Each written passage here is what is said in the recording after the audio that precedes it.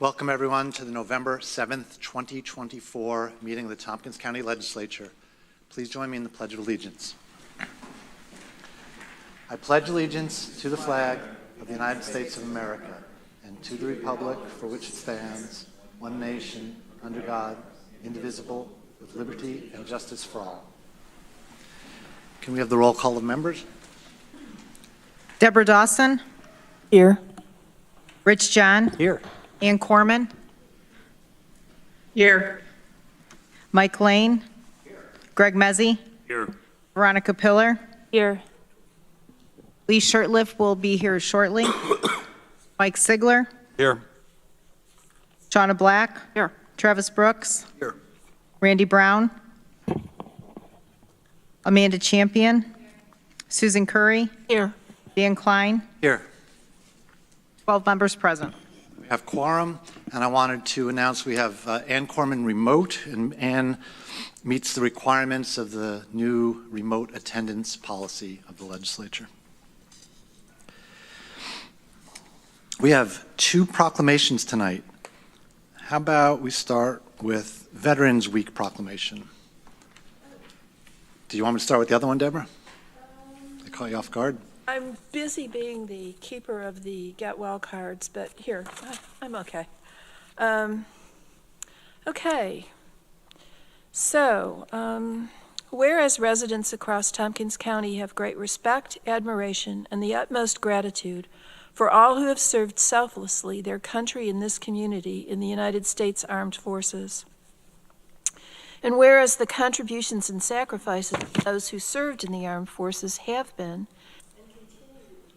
vital in maintaining the freedom and way of life enjoyed by our citizens. And whereas approximately 200,000 service members transition to civilian communities annually, many of whom will call Tompkins County home, anywhere from months to decades, and become great contributing members to our communities.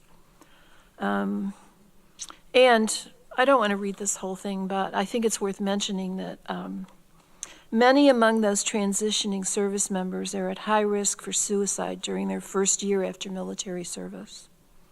And whereas a legacy of loyalty and service is the theme for Veterans Day 2024, paying homage to those individuals who put themselves in harm's way for the good of all, but also let it recognize their families, as their service is an essential component of that legacy, not always experienced by the greater community.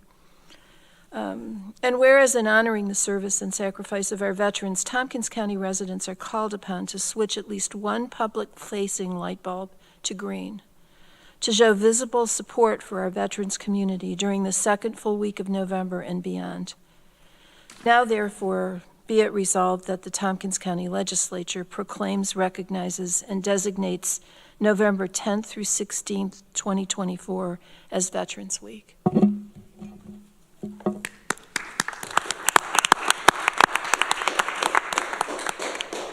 J.R. Claiborne, Department Head of the Department of Veterans Affairs. Do you want to come up and say anything?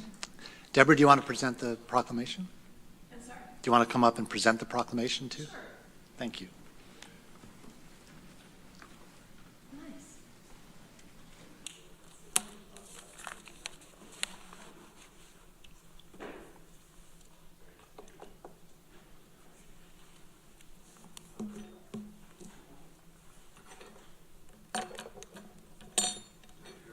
It's always a pleasure to come before you at this time to accept these proclamations, and also just take the time to, just as a reminder, Veterans Day is a time that we honor all veterans, regardless of time and service.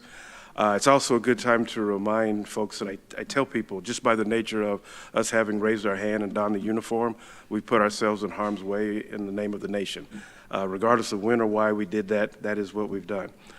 Today I was at an event where the speaker shared a different lesson that we also have to keep in mind. There are a lot of people who have been in the military who have physical scars, but there are a lot more who have invisible scars. Some of those were inflicted, other things were inflicted by others, some were compounded. There may have been things that were already with them, and just the nature of their service and some of the predicaments they found themselves in compounded those things internally. And those are things that they walk around trying to hold themselves intact. And it's one of those things someone had said to me once, be nice to people because you never know what battles they're facing inside. So I just like to be able to say that a lot of our veterans, we're all out there trying to be productive members of society. A lot of people have taken on leadership roles in society. But there are also a lot of people who just trying to get by on their own. And sometimes it's good to just be able to say thank you, to be able to have a conversation with someone, because sometimes maybe no one has ever asked them about their experience.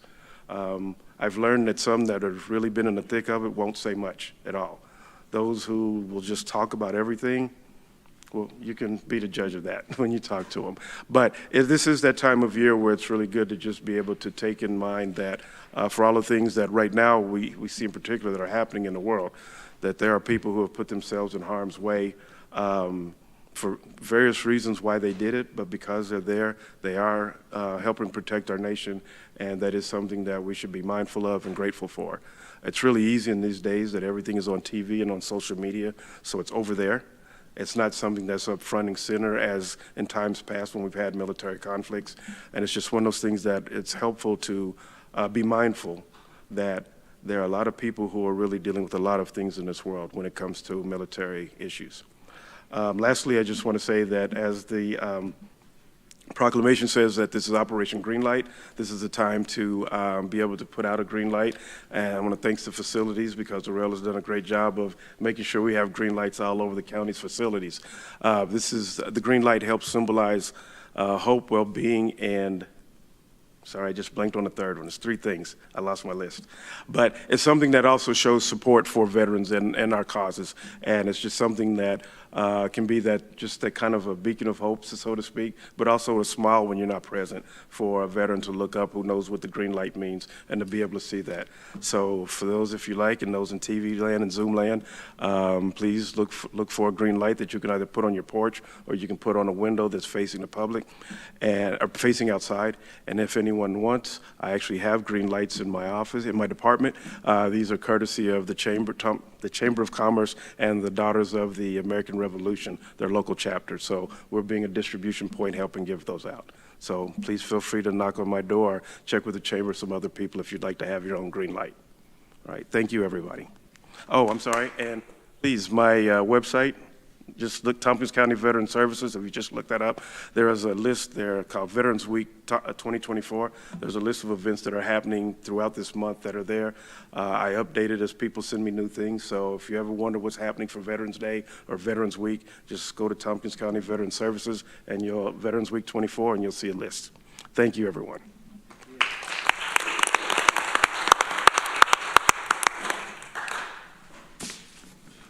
Mike?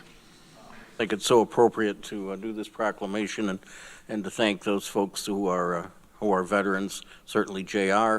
I see former legislator Frank Proto in the audience, and he's a veteran.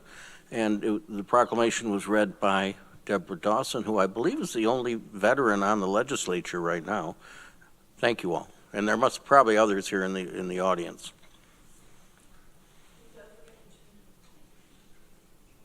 Oh, yes, Katrina. How can I forget Katrina?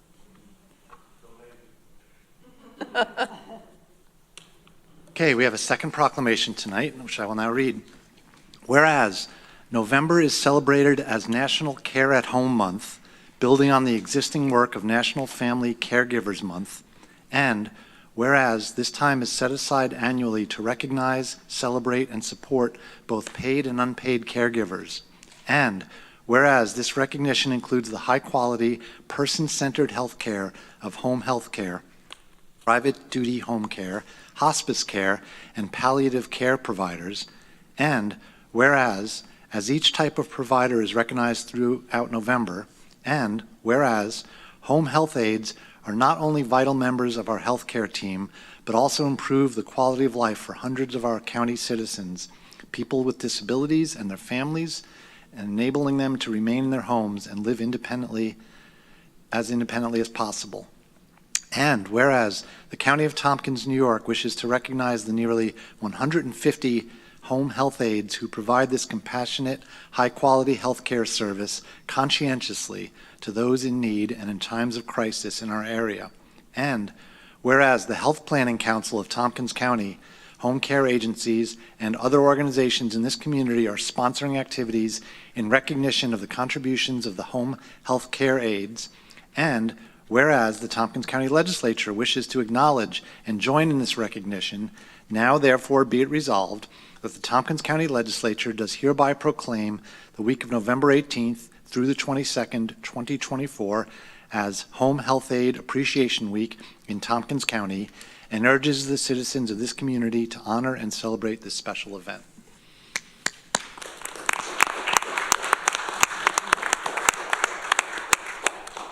Frank Proto here to receive the proclamation. Come on up, please.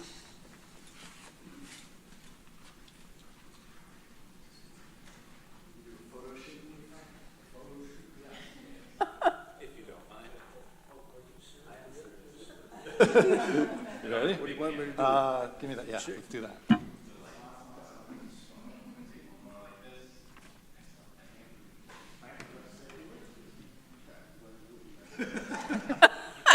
Never. Following JR is always tough. Even though he's a Navy vet, some of us love him. So, and he's a good representative, by the way. I want to thank you very much. I'm vice chair of the Health Planning Council. I've been chair of the Health Planning Council for a long time. I think going back to when I sat in Mike's chair over there. But we're having an event on the, did I tell you the 13th, Amanda? On the 13th, to which you are all invited. Home health aides are an underappreciated group of individuals in this county, well, in general. Not in this county, we've made an effort to really augment their status. We've been fighting to get their wages up for a very long time. The state finally succumbed a couple of years ago, and they did get an increase because it's a challenge for the agencies that have to deal with them or support them. Visiting nurse service, Staff Kings, BOCES, FLIC, there's a handful of organizations, and we've watched the number dwindle. When we did this before COVID, I have to admit, Dan, I think it was the last time we were able to do a proclamation. There were almost 300 home health aides in Tompkins County. And I used to harass Lisa all the time when she headed COFA because of the need. And they do such a great job. Not all of them are paid. There are some that work as individuals from families, but we really need to get behind these folks. If you have an opportunity, give me a second. I have to put my glasses on. The 13th between 4 and 6 at the Foundation of Light. It's over on Turkey Hill Road. It's on the corner, almost on the corner of Turkey Hill and Ellis Hollow. If you have an opportunity to stop by, there'll be a buffet and whatnot. Our guest speaker is going to be Tim Dean, who is the chaplain at Cuga Medical Center.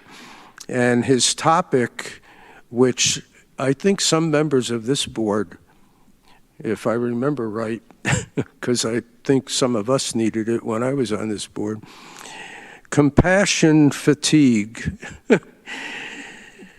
and how to handle that with your own self-compassion, because some of the caregivers really get burned out.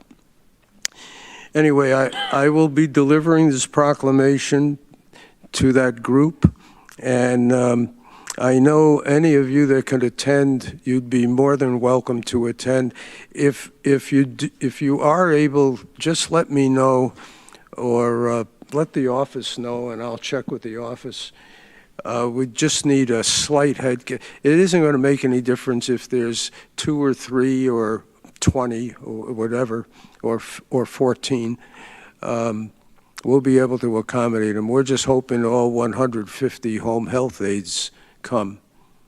But thank you again, and I hope to see you all on the 13th. Good luck, and good luck with your budget. Thank you. Thank you, Frank. Thank you. I also, yeah.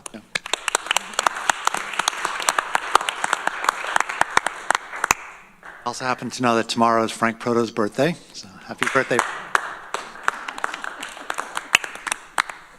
37, yeah. All right, next up.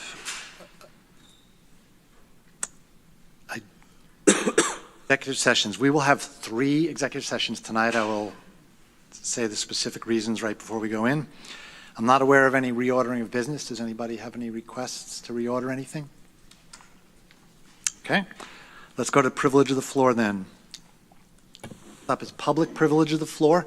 If there's anybody that would like to speak today, we ask that you go fill out one of these blue forms. They're in the back of the room, and just bring them right up. And if you do want to speak, you're agreeing to the following rules. I agree to a 3-minute time limit. I agree not to raise my voice. I agree not to use lewd, obscene, profane, slanderous, or libelous language, or speak or act in a manner that would tend to incite a breach of the peace. I agree not to talk about county personnel matters. Personnel matters include comments about the job performance of named county employees other than elected officials. After 3 minutes, I agree to leave the microphone and yield the floor. Transferring time to another person is not permitted. I agree to be courteous and not make comments, gestures, outbursts, or other disruptions while other members of the public or legislature are speaking. I agree that if I cause a disruption and am asked to leave, I will leave the chambers. We have a couple of people via Zoom, so let's start with those. Bethany.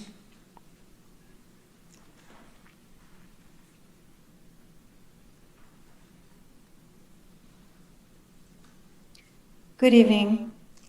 Good evening. I presume you can hear me? Yes, you are on. Excellent. My name is Bethany Oila-Tomez. I am an organizer with several climate groups locally and a PhD in environmental psychology. And I realize that our meeting tonight comes on the heels of a long election campaign with devastating results. And part of what makes this devastating is that our new president, Trump, surrounds himself with billionaires and will pursue deep tax cuts for the rich to usher in an even greater era of wealth inequality. That makes it an important moment to reckon with the fact that those same tax cuts for millionaires are happening right here in Tompkins County at our airport. It happens in the form of private jets, which are using our runway infrastructure at excessive rates and paying very little to do so. I'm commenting tonight to ask that you consider this as you address the continual struggle to subsidize the economic failures of this airport. To give you some brief background on this issue, earlier this year, President Biden proposed higher taxes on private jets to pay their fair share. Just this month, an Oxfam report came out detailing the lethal carbon pollution of billionaires. They spotlighted the problem of private jets. According to a report from the Institute for Policy Studies, on a national level, private jets represent 17% of flight traffic handled by the FAA, but they pay only 2% of the taxes. The rest of the taxes are paid by your ordinary citizen traveling on commercial flights. According to our own ongoing research, with flight records at our own Ithaca Airport, private jets account for a far greater share of flight traffic than the 17% national average. And that means private jets account for an even more disproportionately small share of the tax burden of keeping this airport going. When you analyze K-Ithaca flight records, it is clear that the vast majority of flight traffic is private jets. We also know that the vast majority of private jets are associated with Cornell, not a tax-paying entity.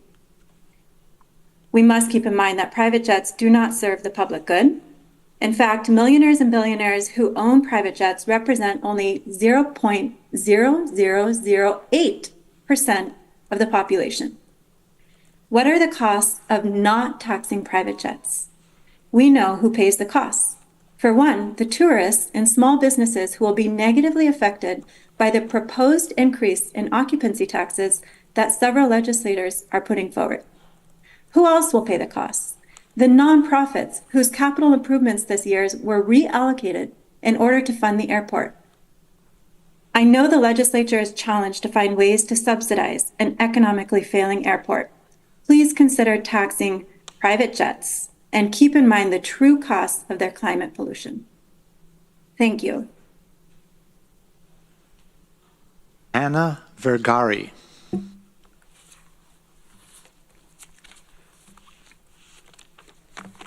Hi, can you hear me? Yes, we can. Go ahead. Thank you. My name is Anna Vergari, and I am the Outreach Coordinator at Reach Medical, where I supervise the outreach and lead teams. I'm here not as a Reach employee, but as an advocate and a voice for some of the most vulnerable people in our community.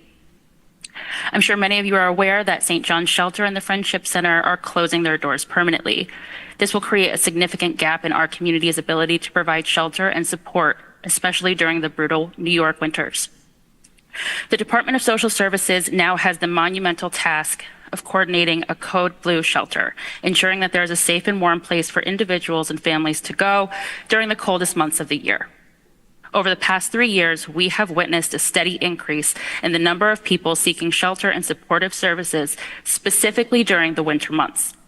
Many of those reaching out for help face many complex challenges: family dynamics, domestic violence, substance use disorder, untreated mental illness, trauma, and so much more.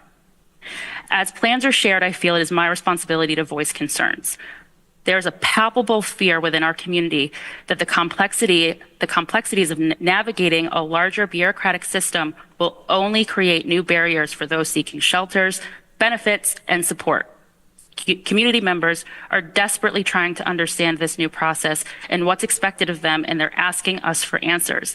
Unfortunately, the information we've received is limited and unspecific. What do we know? We've been told that shower and laundry services are not available for those utilizing Code Blue shelter. People are encouraged to get temporary housing assistance to do so, to have access to showers through contracted hotels and motels. However, I want to deeply implore you all to investigate how challenging becoming THA approved really is. We know that Code Blue shelter hours are from 7 p.m. to 7 a.m.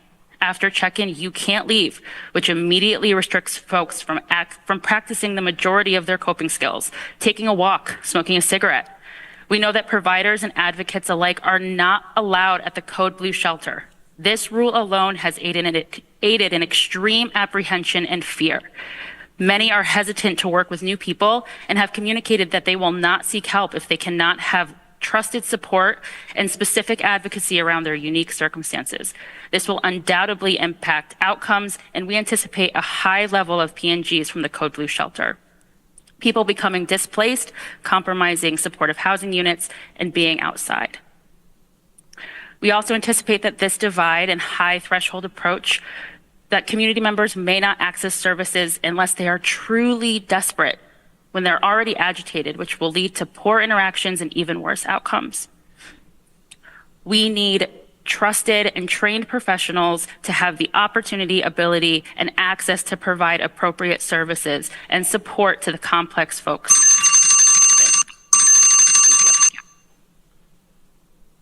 Next up is, oh, sorry. Could I ask a PNG? Persona non grata. Thank you. Emily Smith.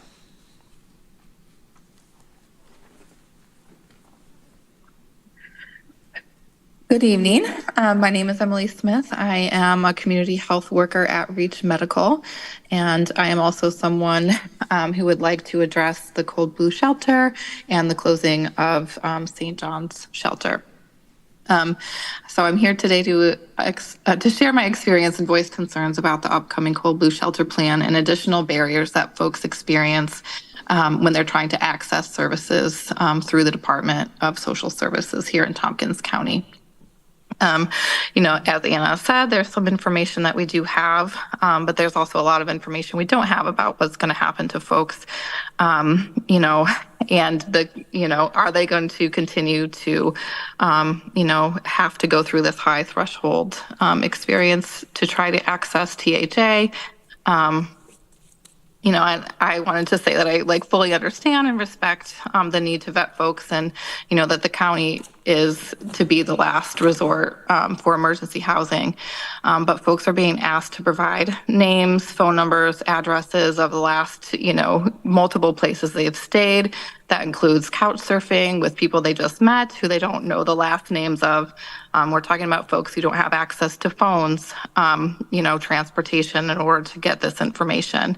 We're talking about folks who aren't able to read and spell and fill out forms.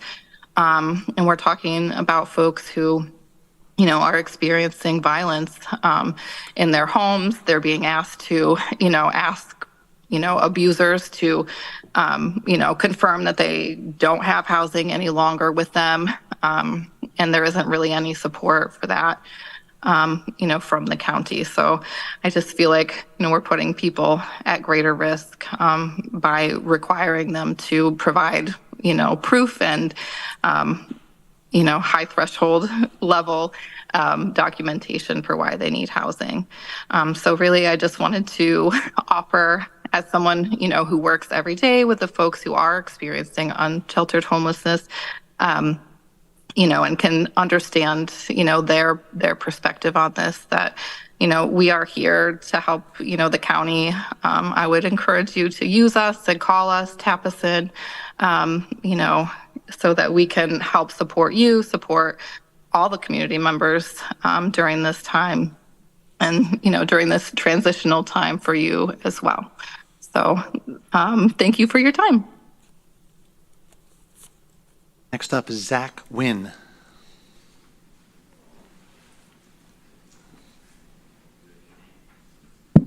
Good evening. There's been a lot of discussion about the Tompkins County Library. I know that the number of people utilizing the library is down significantly. I think part of the reason is the conditions in the immediate area of the library, which are not inviting. I often see people panhandling in front of the library, sometimes laying face down on the sidewalk in a stupor. I've seen people smoking crack on the benches. Dog feces litters the area, with many people who are clearly in a desperate circumstance pushing shopping carts with their belongings. If you want to help the library function better, please look into how you can help improve conditions downtown. Things have deteriorated significantly over the last few years. It is not the kind of environment people want to visit. In light of the presidential election result, I'd like to again raise the issue of illegal roadblocks in the city of Ithaca. These roadblocks have been occurring in Ithaca for at least a decade, since the protests following the death of Michael Brown in 2014 to the mass assault against Trump supporters at the GOP office on Route 13 in October of 2020, to the innumerable roadblocks that have occurred at the intersection of Green and Cayuga, on Clinton Street in front of IPD headquarters, and on Buffalo Street across the park from the legislature, where a mob tried to open the doors of a trapped vehicle, and College Avenue in Collegetown in September of 2023 during the Cornell MOU negotiations, a roadblock that legislator Pillar personally participated in. Tomorrow afternoon at 5 p.m., there will be a Unity Against Fascism protest on the Commons organized by the Ithaca Democratic Socialists. A previous protest at this location in February of this year culminated in a roadblock of Seneca Street that caused major disruptions to traffic and required numerous police officers to manage. I would like the members of the legislature to make your stance on these roadblocks clear. Is shutting down the road without a permit and trapping people in their vehicles acceptable behavior? Would you like it if someone you knew and cared about was terrorized by a mob? The protest tomorrow afternoon will be the first of many, and I would not be surprised if it becomes a street takeover. I am not aware of any pushback against these illegal street takeovers from anyone in the legislature save for Rich John, who I commend for condemning this behavior at the Public Safety Committee. What Rich said there was correct. These activities warrant arrests. Ignoring and tolerating these roadblocks amount to an endorsement of them. The same faction responsible for these roadblocks have come into this very chamber to make veiled threats and disrupt the proceedings. Political violence and acts of intimidation are unacceptable. People looking for a justification to lash out will always find one. Please take a decisive stand against this behavior. Ask people to keep their protests within the bounds of the law and condemn their behavior if it does not. Please encourage Mayor Cantelmo to make it clear that violence on the city's streets cannot continue. This activity has been going on for a decade. Please do not let it continue for another one. Thank you. Those are all the blue cards I have. Was there anyone else that wanted to speak tonight? Okay, we're going to move on to privilege of the floor from municipal officials. I see Pierre St. Perez from the City of Ithaca Common Council. Welcome. You know, it always feels like it's been too long. I don't know. I don't come here enough. I should just show up sometimes. Anyway, it is good to see all of you. This feels weird because, you know, is this how you feel, Veronica? Like, you know, it happens first and then you just get to report on what happened? Usually I'm like, this is what we're going to do. But no, we had a meeting yesterday. Anyways, to the matter at hand, we have continued discussing the city budget, and the final vote on it is currently scheduled for this coming Wednesday, at which point there will also be an additional opportunity for public comment. If you or anyone watching, I hear you guys just broke 1,000 subscribers on your YouTube, so if anyone watching wants to give more comment on the city budget, please come to our next meeting. That's on Wednesday of next week, 6 p.m. I want to note, for benefit of all of you, within the currently planned budget is a capital project commitment to our joint efforts to address unhoused issues in the city, which is, that capital project commitment is currently at $800,001. We, too, have declared Veterans Week, and in part of our joint commitment to reimagining public safety, we are pleased to announce the hiring of our new Deputy City Manager for Public Safety, who is conveniently to my left. The city is very excited that we will have Dominic Recchio on our team, and excited about the work in terms of how we can make public safety look in Ithaca and our community all together, and what I'm personally hoping he'll be able to achieve. Additionally, just from the mayor, I was asked to convey to you that he has committed to helping instruct NICOM to support continued EMS funding. Honestly, we've been talking about the budget a lot. If you want to hear more about the budget, you can ask me, but you may be better served by checking our meetings. This said, that's the summary. Questions for Pierre? Greg? Yeah, was it a rounding error? Or $800,001, or No, you guys just couldn't decide on a number? The one was incredibly intentional and an active amendment made. As the person who made the amendment, I can actually answer that question. In Indian tradition, when giving gifts, it's done, if there is an intention to give more afterwards, it's done with a 1 at the end. The intent that I had when making that amendment was to say, you know, this is a step towards solving the problem, but we understand that this is not the be-all, end-all of it. Probably never hear me say this again, but I love that. And I don't know if I'd ever say that again at the end of a city update, but I think that's so cool. That's great. I appreciate, one, you sharing that, and two, making the commitment to keep going forward. I know there were some other amendments out there around addressing the unhoused and the response, and I don't know if this... They have been generally consolidated into this one capital project. While the city does have other projects that address the unhoused and associated issues, this is our prime thing in this budget, focusing on that issue. What do you hope that capital project to be for this $801? $800,001. Me personally, or? I guess because I do not think I can speak to the many things that council hopes this will achieve. What I can say is that the city manager has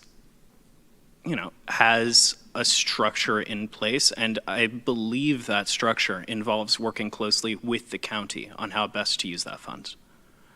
Well, yeah, I think we're excited to keep those conversations moving forward, and I know I put a lot of pressure on your colleague the last time he was here to say, you know, put your money where your mouth is, and you guys are definitely doing that, so I appreciate you taking the proactive step. Thanks. Veronica. Oh, this sounds different than usual. Anyway, two things. One, I guess you don't have the answers right now. That's exciting. Very cool about the $1. Exciting to hear about that money you're allocating toward something to address homelessness. I guess I'd like to know more about that, or what are the avenues for, I mean, maybe county and city maybe working together in the future, but communicating earlier. Because I've had people ask me, this was before last night's meeting, but ask me about a $200-some thousand proposal in the budget, and asking me, oh, is this the same as this, that, and the other the county was doing, or county is proposing and not doing? And I was like, I don't think so, but I don't really know. And it would be cool to have clarity on that. And then I have another thing after this. It would be, wouldn't it? I mean, I for one would love it if our two organizations were better coordinated as we move forward on these issues. Well, and then maybe somewhat on that note, I just want to say I felt pretty satisfied with myself when I got to go to your meeting some months back, and thank you for letting us have Maury as our county attorney, and I should have known you'd get us back someday. Take one of our beloved staff, but seriously, congratulations to both the city and Dominic, and I think actually this, both organizations will be better for some of our, best and brightest people. The cross-pollination of valuable staff. I was thinking of it like sports teams trading players, but... Legislator to be named in 2026. Thank you, and thanks for coming and speaking with us. I'm happy to hear of the commitment to address some of the pressing issues with the unhoused. But I am also curious if you have a current estimate of the impact on median-priced house in the city of the budget, because I'd heard some rather large numbers for what was the estimated increase. So it really depends on the individual property, what that property will see in the increase, but somewhere in the range of, I believe, and the numbers, I feel like I've been drowning in numbers recently. I'm sure you all know the feeling, but if I recall correctly, we're looking at numbers in the 13% range for an average property in the city. Average property, average increase. I'm not sure the average property with the average increase actually exists. Questions or comments? Thank you. Questions or comments for Pierre? Pierre, do you know the tax levy percent increase? Do you have that number in your head? I do. That I very clearly have in my head, and that is depending. Remember, our budget is still in flux, but it will be between 8 and 9%. Else for Pierre? Once again, thank you very much for coming. Of course, as always, it's a pleasure, and it's always great to make at least one happy. All right, we're up to legislator privilege of the floor. Lee. Just want to make mention, Dan, I was saddened to hear this week of the passing of Bob Nicholas, our longtime airport manager, and there's an obituary in the newspaper today. Bob served with us for quite a few years and really put us on the path toward many of the renovations and major projects that occurred up there, including the building of the terminal. And I had the privilege of sharing the CFR building with Bob before we built the Department of Emergency Response, and always enjoyed his good humor and outlook on things. And one particular challenge that we had was finding a suitable site for building the Department of Emergency Response, and a place where the communications could be centered and allow for a radio tower to go in. And Bob worked tirelessly with the FAA to secure us that piece of land. And it just showed the level of cooperation that he had with other county departments and his interests in doing the right things for the county. And we'll miss him. I hadn't heard that yet. He also had a lovely accent, a lovely British accent. Very enjoyable. Deborah. As you're probably all aware, we had a fire in the village of Lansing, a brush fire, last Friday. Monday morning, Ronnie, my husband, who's the mayor in the village of Lansing, and I met with some folks from the village DPW and representatives from our Soil and Water Conservation District, who came out to take a look at the damage and try to see if there was something that we could do to kind of hold the soil where it had burned off. It was not a continuous fire. It was several separate fires. A couple of them were really quite extensive and came dangerously close to some residences. But thanks to the emergency responders from all over Tompkins County and outside of Tompkins County, some of those fires got stopped dead just maybe a couple dozen yards from homes. So thanks to all of those emergency responders, we didn't lose any homes and no one was hurt. And I just wanted to express, on behalf of myself and Ronnie and the village, how grateful we all are for the way everybody stepped up and helped us out. I contacted the county reps in Cortland and Cayuga County to thank them for the help we got from Genoa, Cortlandville, McLean, and Locke. And I also want to say thank you to Michael Steitley and the Dewar folks, because they were Johnny on the spot and organized everything. Bang's ambulance stepped in. The Dryden ambulance people helped. I think that's everybody. And thanks to John Negley and the folks at Soil and Water. You know, it was just pretty scary. I could smell smoke in my living room, and I live quite a distance from where the fire was. And we kept seeing the fire trucks whipping up and down Route 13. So thank you, everyone. No one was hurt, and we're very grateful. Amanda. Thanks. Sorry. I am going to read a little something that I wrote, so bear with me. At the founding of the United States of America in 1776, 248 years ago, women had no political or legal voice. Women had no property rights and lost their legal identity when they married. Women were not allowed to attend college or university. Husbands had legal power over their wives, including the ability to imprison or beat them. Most occupations were closed to women, and when they did work, they were paid less than men. White women were first allowed to go to college in 1836. The first white woman to receive a bachelor's degree was in 1840. The first black woman earned a bachelor's degree in 1862.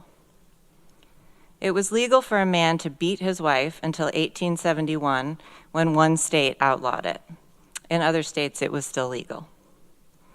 The first woman elected to Congress was in 1917. White women earned the right to vote in 1920. Native American women were technically allowed to vote in 1924, but they had to pass literacy tests and to pay poll taxes, and reservations weren't considered states, and if that's where they lived, she could not vote. Asian American immigrant women who became citizens weren't allowed to vote prior to 1952. Black women were allowed to vote in 1965. The first Black woman was elected to Congress in 1968. The first woman on the Tompkins County Legislature was Marion Schickel in 1970, 153 years after Tompkins County's founding. The first woman to run for president was Shirley Chisholm in 1972. In 1974, women could have access to mortgages, credit lines, and bank accounts without a male cosigner. In 1975, the literacy tests at the polls ceased and Spanish-speaking women were allowed to vote. The first woman on the Supreme Court was in 1981. The first woman to be a vice presidential nominee for a major party was 1984. The first woman to chair this legislature was Mary Call in 1986. Marital rape was legal until 1993. The first white woman to become the presidential nominee for a major political party was in 2016. The first time the number of women on this legislature equaled the men was in 2017. The first woman of color to chair this legislature was in 2020. The first woman vice president of the United States was in 2020. The first woman appointed to be Tompkins County Administrator was in 2022. In 2024, white women earn approximately 84 cents for every dollar a man makes, and the disparity is even higher for women of color. The first Black woman to become the presidential nominee for a major party was in 2024, 248 years after the founding of the United States. 248 years, and we have never had a woman in the highest office in this country. In this country's 248-year history, it has been legally, economically, financially, academically, and politically dominated by men. And it will continue to be so, until which time as our society values women as much as we value men, until which time as our society respects women, until which time as this society teaches our daughters that they are as worthy, intelligent, essential, and important as our sons are. Thank you. Mike Sigler. I was just going to reiterate what Deborah Dawson said about the fire in Lansing. It was really just such a team effort. I mean, every company in the county was called out, and just a remarkable effort on everybody's behalf. I mean, from just the firefighters to the women's auxiliary that was the firemen's auxiliary that was sending food and making food up at the fire hall, and just really thank everyone. It was a very dangerous situation. I mean, some of the pictures that came out from across the lake were remarkable. So, again, thank you to all of them. Also in Lansing, Little Mermaid Jr. at the middle school, highly recommend it. I particularly like Louie the chef. So if you get to see her, she's hysterical. So thank you very much. Lane. Thanks. I want to talk about, we did have a major election, and thank God we do. Every 4 years, every 2 years, every year, depending on which municipality you're talking about. From time to time, members of our legislature seek higher office. And I think that brings respect and good things in the public to us as people who can serve as elected office, but also think about other elective office. Overall, we haven't been very successful when we've done that, and I include myself in the unsuccessful people, with the notable exception of Anna Kellis over the last 30 years, certainly since Sam McNeil, Coach McNeil was elected assembly. When we've tried to go to higher office, we haven't made it. But I don't care which party we're talking about. I think the fact that that sometimes we step forward to do that is pretty important. And Mike, I think the fact that you step forward to seek higher office brings credit to our legislature. I wanted to say that. The other thing I wanted to say is, boy, after watching the election, I couldn't help thinking about what I learned going back when I majored in political science in undergraduate school. The first major thing about elections that we were taught was people vote their pocketbooks. And if you think about it over the history, that's when there's changes, and that's when incumbents or incumbent groups don't continue, and it's both parties. Think about Herbert Hoover losing his chance at re-election to FDR right after, or during the Depression, I should say. Think about the heavy inflation that happened during the term of Gerald Ford. And he was, remember the win buttons, whip inflation now buttons? And he was defeated for his effort to get reelected or elected by Jimmy Carter, who in turn, because the economy didn't get any better, lost to Ronald Reagan. And then after Reagan, we had President George H. Herbert Walker Bush, and the economy was not doing well. And he didn't get his second term because of the economy. And Bill Clinton, we all remember, "It's the economy, stupid," was the mantra that was used at that time. And here we go again. President Biden has been in a time when it was difficult economically, even though the economy is getting better, as it was with George Herbert Walker Bush. But the people see the prices going up at their grocery store, and they know that their wages haven't kept up with the extra bite that everyone's taking to raise prices. And so we see a sea change. We see a president, an ex-president, come back and get reelected. Interestingly enough, he'll be a lame duck from day one, because he, under the Constitution, cannot be reelected in 4 years. And it's going to be different. It's different from when Grover Cleveland was reelected the second time, because back then there was no constitutional amendment that limited the number of times you could run for president. So there's a lot of things going on, but we're awfully tempted, I don't care which party you're in, to, when you are unsuccessful, to look around to who to blame. And I think the economy is to blame, whichever way you want to look at it.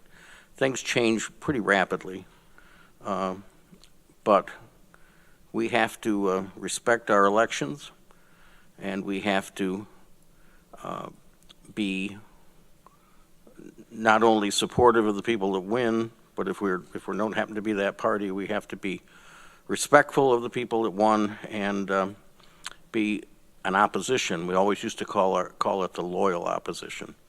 And I think that's the way we should be doing things. Andy. Yeah, sorry I was late. Cornell Crop Extension's board meeting is the first Thursday of each month at 5 o'clock. But they have a presentation on 4-H and the changes that are going on there. And their participation was up about 30% this year over last year. And every municipality had a member, somebody in that. And there are 43 volunteers that are involved in that program, so I just wanted to share that. I'm glad the election is over. Wow. And somehow somebody thought that my phone number is my daughter's phone number, and she's a Democrat. So I got hundreds of texts asking for money and everything else.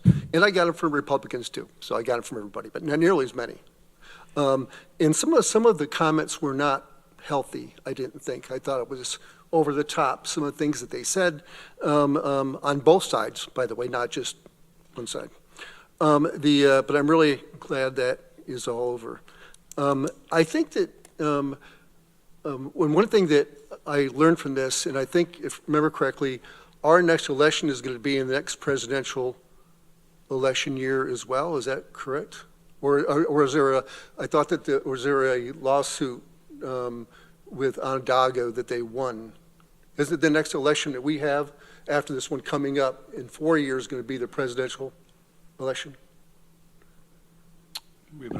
I think you're correct about all of that. Like, yes, but a lawsuit is. All the more reason we should not be having local elections during the presidential election, because the amount of information and junk that we received and stuff, no offense, Mike, all the stuff we received in the mail. I mean, my God, it was unbelievable the amount of money they spent on this thing.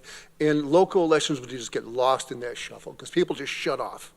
And that's one thing I've heard from everybody is like, I'm not listening to anybody anymore because it's just awful. So I hope that that doesn't come to pass. And I'm glad that it's all over.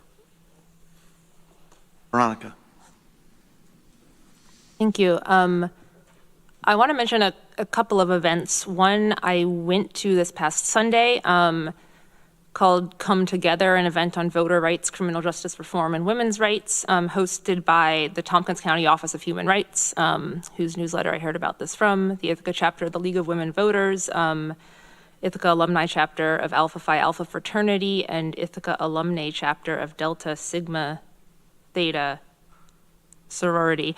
And just, it was really good, and I want to thank the folks for putting it on. It was discussing voter rights, women's rights. There was a history professor who put a lot of this in context that I hadn't thought about before, and we talked about community policing and reentering from incarceration. And at least for me, there were some of the folks I'm familiar with who work in these areas and folks I'd never seen before or heard of who are local, brilliant experts working in these areas. So thanks to people for that. And then I would also like to, one of our public commenters mentions tomorrow at 5 p.m. there's a rally for unity against fascism. This is a response that's co-hosted by 9 organizations so far, and maybe more, since there's been a lot of fear and hate in the time of the election, somewhat dovetailing with what Randy just said, although from a lot of places. And these things can work to divide people. Fascism is not a person. And an antidote to that is coming together and choosing solidarity and community. So there will be usual rally fare like that, and then some small group discussions, just to try to connect our local community, and it should wrap by 6:15 or 6:30, and you are all invited, and I'd love to see you there. Oh, and just thanks to also the folks from REACH who commented. I think our sheltering and homelessness issues and related things are obviously, it's been a crisis. It's even more of an acute crisis, and I appreciate learning from everyone on the front lines in a different way, and hope we can keep opening up that communication and collaboration to make things better, even in the face of added difficulties like we're dealing with this month. Thanks. Ann.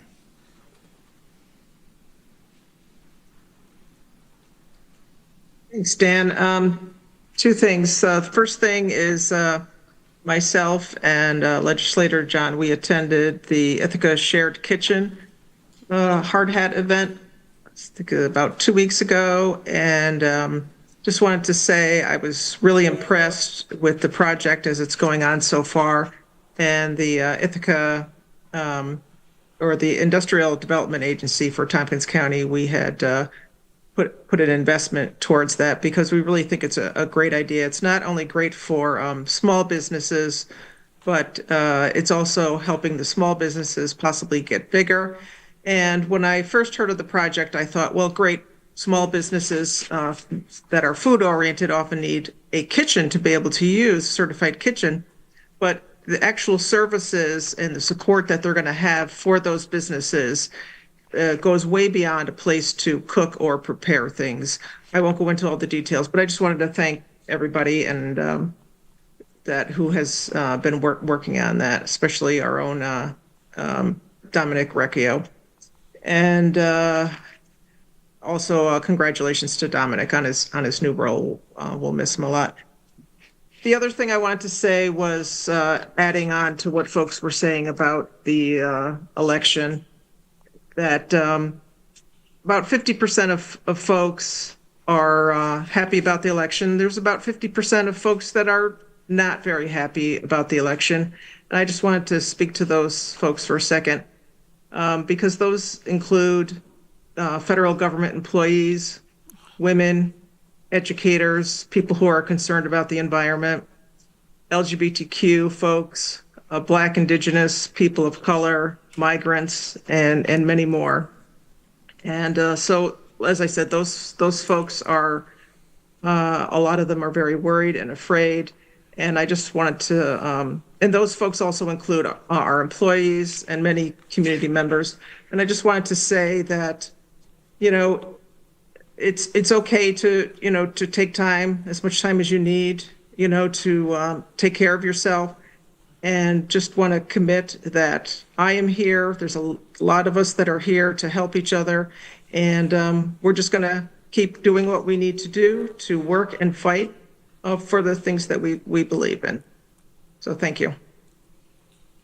Mike Sigler. Mike reminded me I probably should say something, actually. So thank you for the kind words, Mike. I appreciate that. I want to thank you all, too. It's been a long 18 months. You know, I held a 9-to-5 job. I held this job, and I was campaigning a lot. And when I campaign pretty hard. I go a lot of places. I learned a lot about our surrounding communities. There are things we certainly, I think, can learn outside of Tompkins County that are valuable. I look at Cortland, the city of Cortland, for example. Their new Main Street is going to. It's taken a long time to get it almost done, and it will open, I believe. Is that the one opening in the spring? One of them's opening in the spring, the other one's opening sooner. But it will just be remarkable when that opens, and it will really change the face of Cortland. Binghamton, you know, just a lot of activity going on there. It's actually one of the most multicultural cities, I would say, in upstate New York. I would go to events at the Indian Cultural Center in Vestal, and then I would go to African American events throughout the city of Binghamton and beyond. And yet, you just drive outside of the city of Binghamton and you're in farm country, and it's really remarkable the change there. And some of the things that are happening in Binghamton when it comes to batteries and then the future of different energy technologies is happening right there. And I hope that we in Tompkins County kind of acknowledge that and are able to reach out to these different counties and kind of feed off of that. My concern about Tompkins is the same as it kind of always has been. When you go to Cortland County, for example, SUNY Cortland is very involved in the city. It's right there. Same thing with Binghamton University, now ranked one of the 4th, I think, best colleges for affordability in the country. It's right there. I mean, the students there are very involved, I think, in the day-to-day of the city. I worry about Tompkins because I think sometimes, and Cornell has tried to work with this on town gown issues. I think, though, that sometimes it's such a big university, maybe it gets a little siloed up there on the hill. And I worry about that. And I worry about Ithaca College, the same, being kind of siloed up on its hill. And would like to see more of a bridging of that because I think it does make the whole community stronger. It was interesting, I want to thank all of you, actually, for this, too. You make me a stronger person. And by that, I mean, I'm not going to always agree with you, but I have to argue my position, and it makes me stronger in my position. And I find, I've watched a lot of candidates across New York State, and I see when they have to argue something, they don't do a very good job of it, because I don't think anybody's ever challenged them. And yet, when you come from a position where you get challenged all the time, you become a much stronger individual. And I find that too, when we talk about groups of people, we tend to silo them and say this group voted this way and this group voted this way, and I did not find that. I found a lot of people voting one way who were women, or one way that were, Asian community, which I found, again, in Binghamton, they definitely have a lot more cohesion. But even though they have cohesion around that ethnicity, or the Latino community, for example, I went to several events for them, they were all voting kind of all over the place. It was not the kind of siloed viewpoints that maybe we often credit them or expect. So just something to keep in mind, that not everybody within certain groups votes a certain way or has a certain set of beliefs. I think that they definitely are much more varied than we give credit. So anyway, thank you again. Thank you for your patience with this, and thank you for making me a stronger candidate. I appreciate that. Thanks. And thank you to all my supporters and everybody. I mean, really, you are not an island when you're in politics, as you all know, because you've all run for office too. You are not an island. It's just, when we're talking the legislature, it's a smaller group of people, and now you just have to appeal much larger, and it's just, you have to scale it up, and it's difficult to do. But again, that's why it's good for people to serve in one office and then try to jump up to another. You have a little more experience. And I think it would be a challenge getting elected to a big office if you haven't served in a smaller office first. So. Any other legislators for privilege of the floor? Okay, moving on then. I do not have a chair's report, and there are no chair's appointments. So let us move on to reports by the county administrator, Lisa Holmes.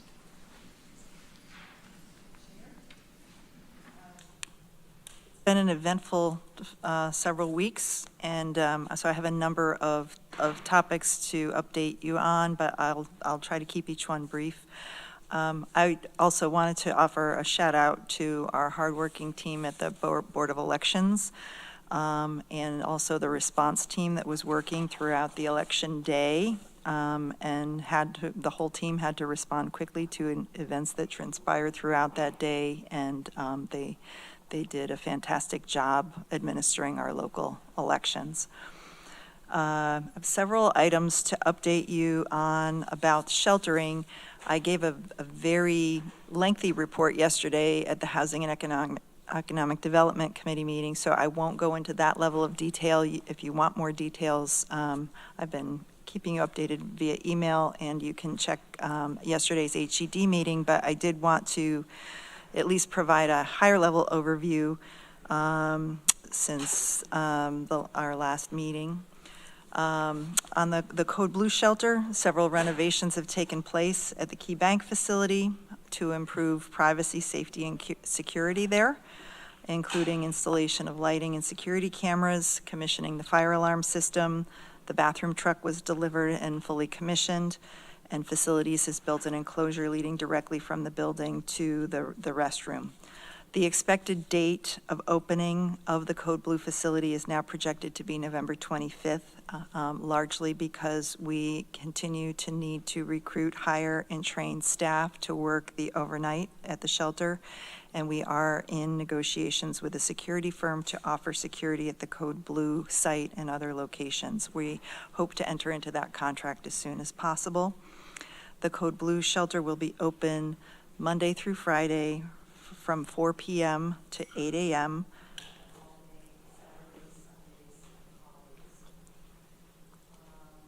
And then, as you're all aware, in mid-October, we were alerted by St. John's that they would be ending their operations at their 26-bed State Street shelter. We were given 30 days notice, but as of this week, we were informed that they are ending their operations at the end of this week. It's about a week earlier than expected. And our DSS staff has been working very diligently with St. John's and the individuals at the shelter to assist with relocation. Hotel rooms have been secured for most, if not all, of the residents in the shelter. The closure of St. John's also has meant the closure of the Friendship Center that they've operated, which has served as the county's official Code Blue Warming Center. We will now be utilizing the DSS lobby as the county's warming center during Code Blue. It's staffed and opened Monday through Friday during DSS business hours. On evenings and weekends, the Code Blue shelter, the former Key Bank building, will serve as the warming center when the DSS lobby is closed. There are multiple other locations that are open around town that people can come in from out of the cold, but I believe we have to name at least one location as the official warming center that will remain open. So that will be the DSS lobby and the Code Blue shelter. The interviews, hiring, and training of shelter workers is ongoing. We've onboarded approximately 12 staff to date. We're continuing to work with HR and on recruiting and hiring, and they're also working with a temp agency.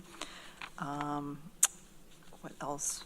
We have held 2 briefings thus far with community partners to try to share as much information as we can. As you can tell, it's a pretty dynamic situation that we're working on, and we're trying to share information as soon as we have it and know it. We've compiled a list of questions from our community partners and answered and sent that back out last week. Also, we are planning on a date in the coming weeks before the Code Blue shelter opens to provide a tour of the space to first our local EMS, fire, law enforcement, and emergency response partners so that they understand the layout and what, in case they are called to serve. Staff from our nonprofit homeless service providers so they have a better understanding of the flow and what to expect and what individuals there will expect. And of course, to you as our legislators. So in the coming couple of weeks, once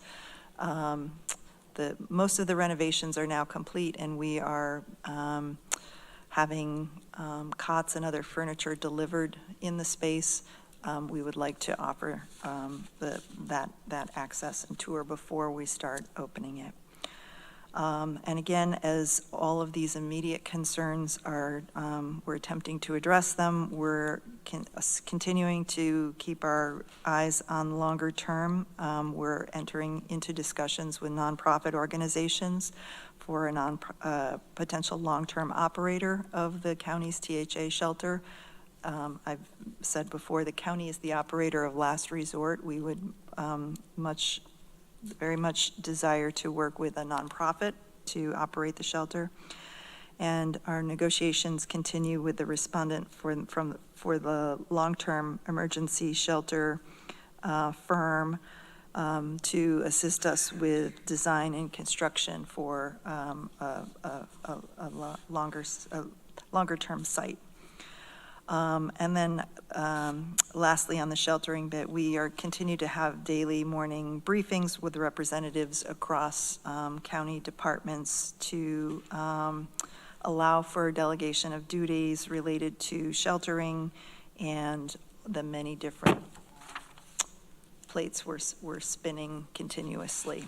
So my thanks to all of the county staff and departments that are working together on these efforts to try to stand up sheltering in a very short period of time.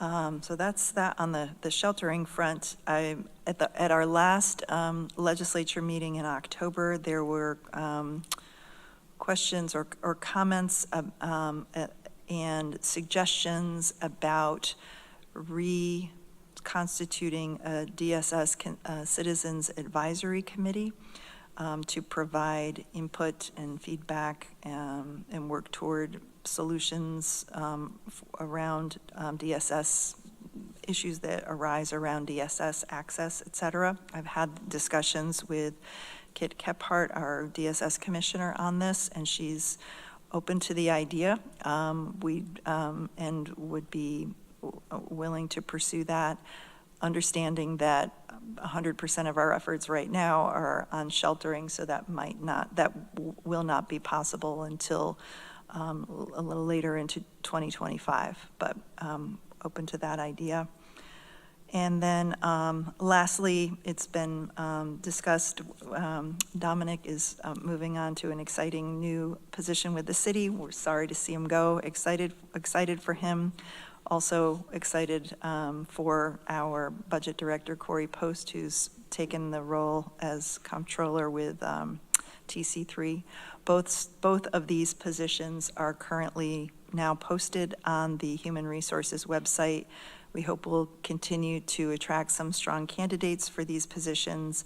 I've advised our incoming county administrator, Corsa, on both of these now vacancies, and I plan to involve him in the interview process for both of these positions. So happy to take any questions on any of the above. Veronica. Thanks, Lisa, for going over all this again.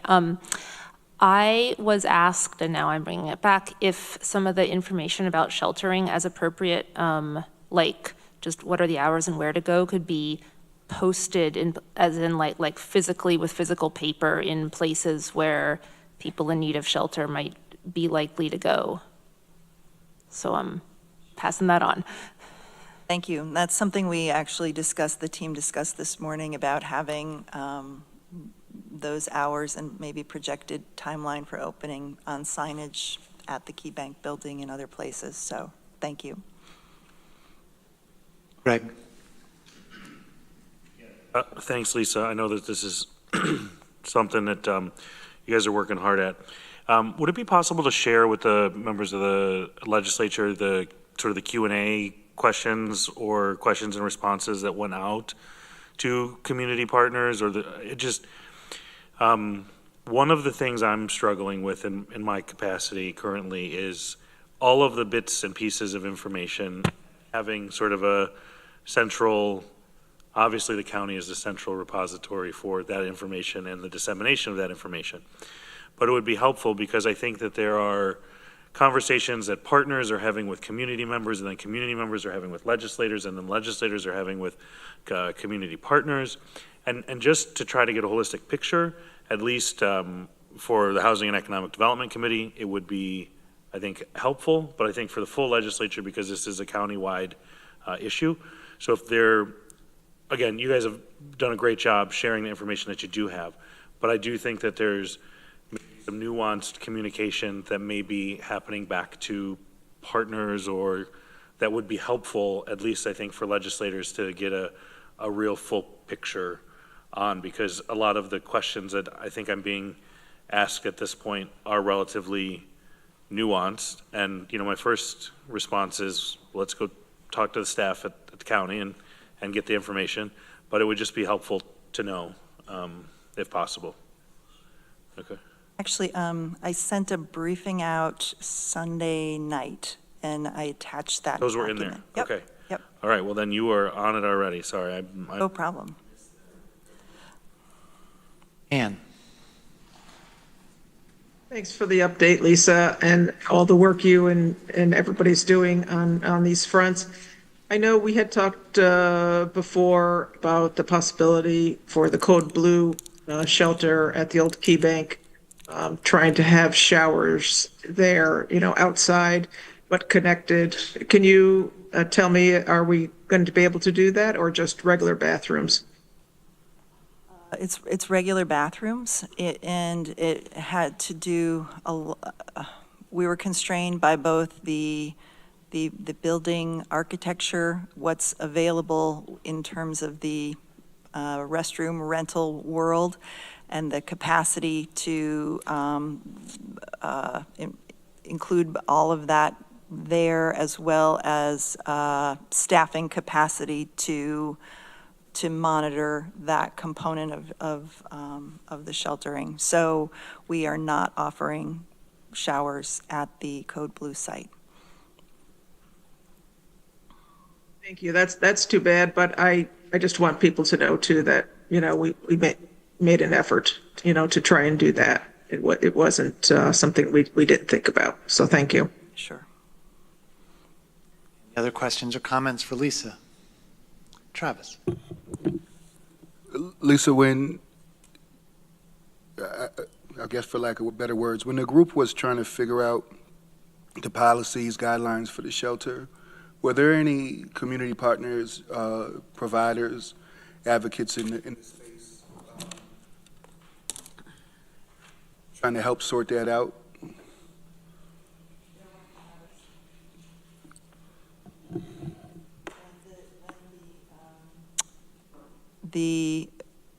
That we did not receive community response for the RFPs to operate either the Code Blue and then the THA shelter. It became a county function, and we've just been scrambling to try to put it together as quickly as we can. So there's been a back and forth in terms of our plans and sharing the information that we've put together thus far, but it's been very a fast-paced endeavor to try to do what we're doing. And we're getting community feedback now after the fact. I realize that's not ideal when we have a longer on-ramp and time frame. We would very much like to take more community input into consideration, but we unfortunately have not been able to do that to the extent we would want to. Mm-hmm. Anything else for Lisa? Veronica. I guess I want to piggyback on what Travis just said, is that could there be more openness for collaboration with community partners? I don't know what this looks like from a liability perspective, but I think what I am hearing, and I think we are hearing, is that there's people working for other agencies who were not ready to run the Code Blue operation and didn't reply to the RFP, but have probably a lot of very valuable information about what would be helpful and I can't speak for them, but I think would probably like to participate in the planning essentially for free, because it's part and parcel of the job that they are doing for the agencies that they work for. Please, someone correct me if I'm wrong on that. But I don't expect an answer from you right now, because I know this is a fast-paced group effort within the county, but it does seem like there's a strong message from various angles outside the county organization that hey, we want to open it up to collaborate more for a more effective process for everyone. That we have had 2 meetings with community partners where we've put out the plans that have been come up with thus far. I mean, we have we had to marshal community or the county resources to come up with something to present. We have asked in a number of areas for the help of our community partners to for some areas that we don't have solutions for, and have been open for feedback. I'm hearing it loud and clear, and yes, very much hoping to collaborate on a number of these fronts. Greg.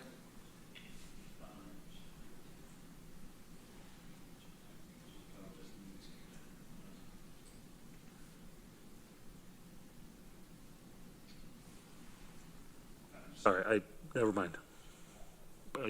Rich. Thanks for keeping us up to date. And I know how much work this has been, or I don't know, but I have some sense of it.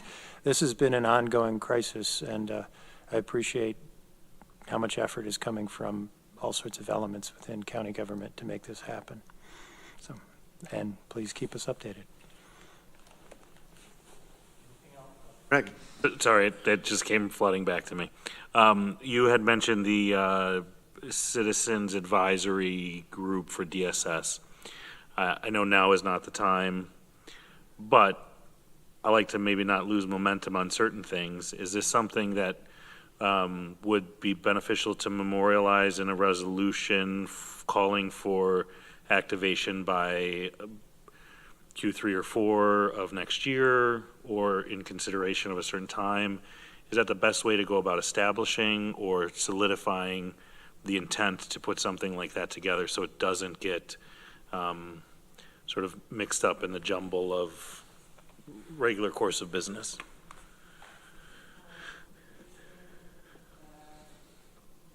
Conversation or a direction from myself to the commissioner. So I don't foresee it getting lost. I don't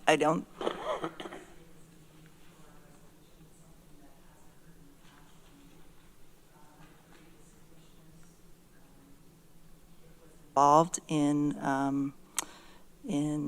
working on it, so she's very familiar with it and what it takes. So I would leave that to you, but I think that it's, you know, a function of staff and they're directed to do it. I don't think it's it doesn't cost money to do it. It's a staff time and attention and energy plan, and I think it will need to be factored into their work plan for 2025. Historically, has that type of advisory group just reported to the commissioner and staff, or has it reported up through a program committee of the legislature? I am not familiar because it's been a very long time since it was activated. I'm not certain that the regulation is still in place that requires it, but I can't speak to the specifics of how it works or how people are appointed. Mm-hmm. Wherever it's worth, I'm keeping a little list of things to remember into 2025, and I literally added that one to my list. Anything else for the county administrator? All right, Lisa, thank you. Next up is County Attorney Morty Josephson.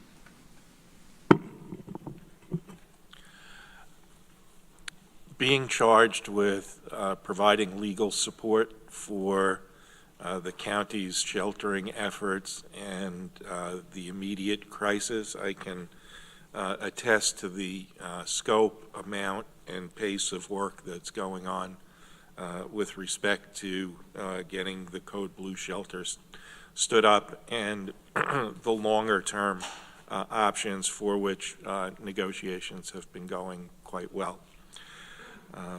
Other than the sheltering issues, some of the topics that my office has touched upon range from reconstruction of bridges to reams of paper and how to procure them and helping redevelop procurement policies, a process for individuals whose homes were foreclosed upon under the real property tax law process for them to claim surplus, local cannabis enforcement, tax enforcement, and multiple labor and employment matters that we handle in the ordinary course.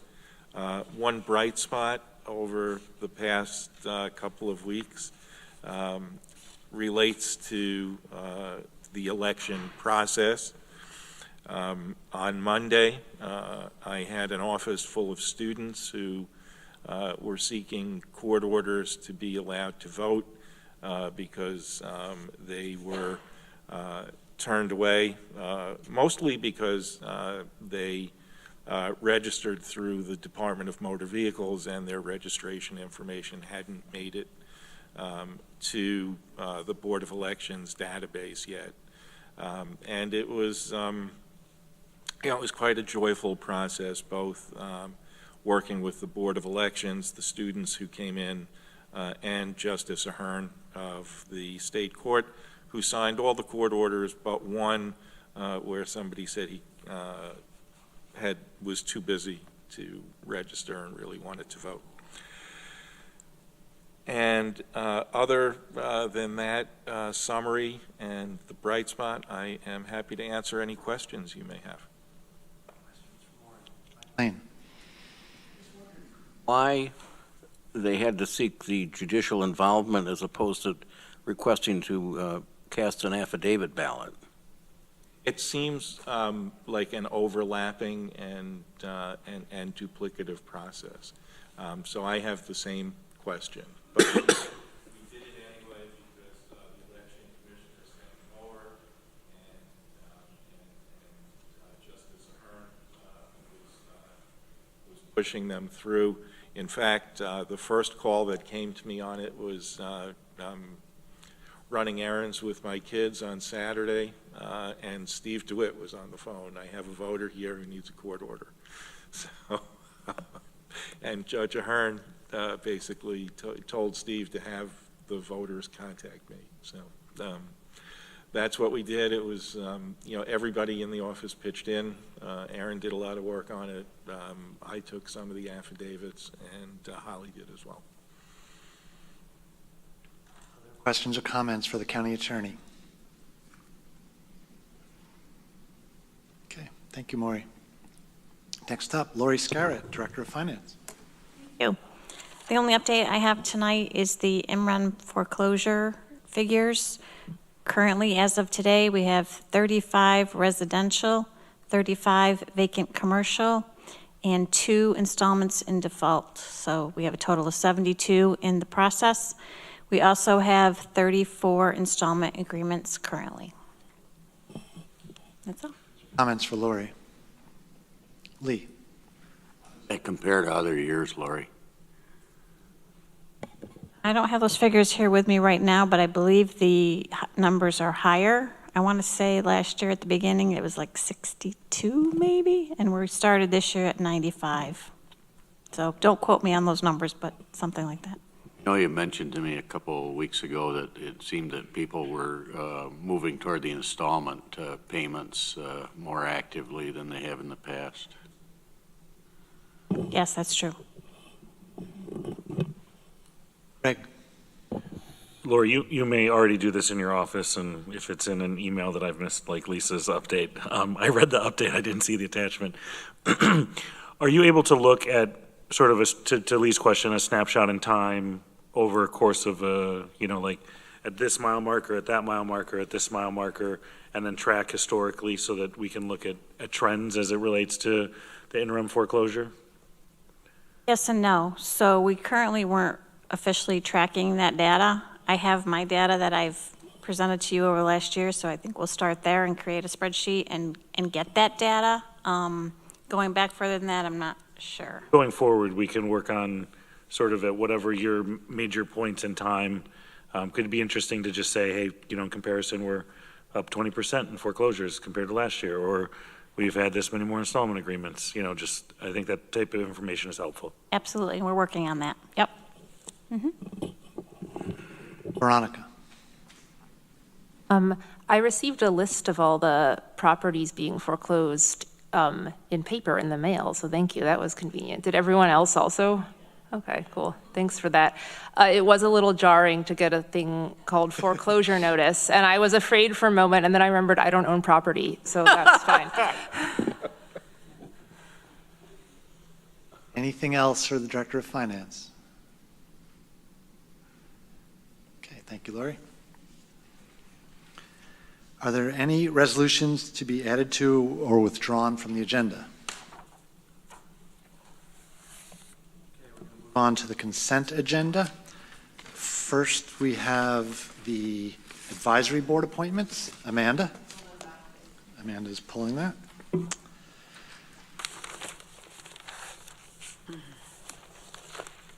Planning, Energy, and Environmental Quality Committee, Resolution A, approval of amended bylaws, Tompkins County Environmental Management Council, EMC, ID 12806.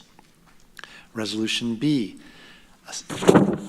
staggering of terms of the Tompkins County Environmental Management Council, EMC, beginning January 1st, 2025, ID number 1207. Resolution C, acceptance of grant funding from the New York State Department of Environmental Conservation, NYSDEC, ID 12805. From the Public Safety Committee, Resolution D, authorization for the Tompkins County Department of Emergency Response to enter into a multi-year agreement with Motorola Solutions Incorporated for Flex Plan subscription, ID 12815. From the Facilities and Infrastructure Committee, recommendation for appointment to Tompkins Consolidated Area Transit Board of Directors, ID 12781. Resolution F, adoption of corrective action plan for weights and measures, ID 12809. Resolution G. Pull G, please. Pulled. Okay, have a vote on the consent agenda, please. Oh. Travis moves, Veronica seconds. Deborah Dawson? Yes. Rich John? Yes. Ann Corman? Yes. Mike Lane? Yes. Greg Mezzi? Yes. Veronica Pillar? Yes. Lee Shirtliff? Yes. Mike Sigler? Yes. Shauna Black? Yes. Travis Brooks? Yes. Randy Brown? Yes. Amanda Champion? Susan Curry? Yes. Dan Klein? Yes. It's 14-0, the motion carries, unanimous. Why don't we do the advisory board appointments next? Is there somebody that would move the advisory board appointments? Deborah moves, Veronica seconds. Them to the Public Safety Committee, from the Public Safety Committee to the Criminal Justice Alternatives to Incarceration, CGATI. Kate Shanks Booth, Representative Youth Services. Louise Miller, Representative of Agency Providing Crime Victim Services. And Holly Mosier, County Attorney's Office. And from the Housing and Economic Development Committee to the Strategic Tourism Planning Board, Jason Seidel at large. So it's been moved and seconded. Amanda. Yeah, I wanted to say for a minute, I pulled these off and I'm going to vote against them, not because of any personal reason. I know two of them, I don't know two of them. This morning at GO, I voted against some advisory board appointments, and I've been thinking lately about our process and our the way that we do advisory board appointments. And we take recommendations from groups and advisory boards, and that's great, and that's, we should definitely trust all the groups that we have working with us.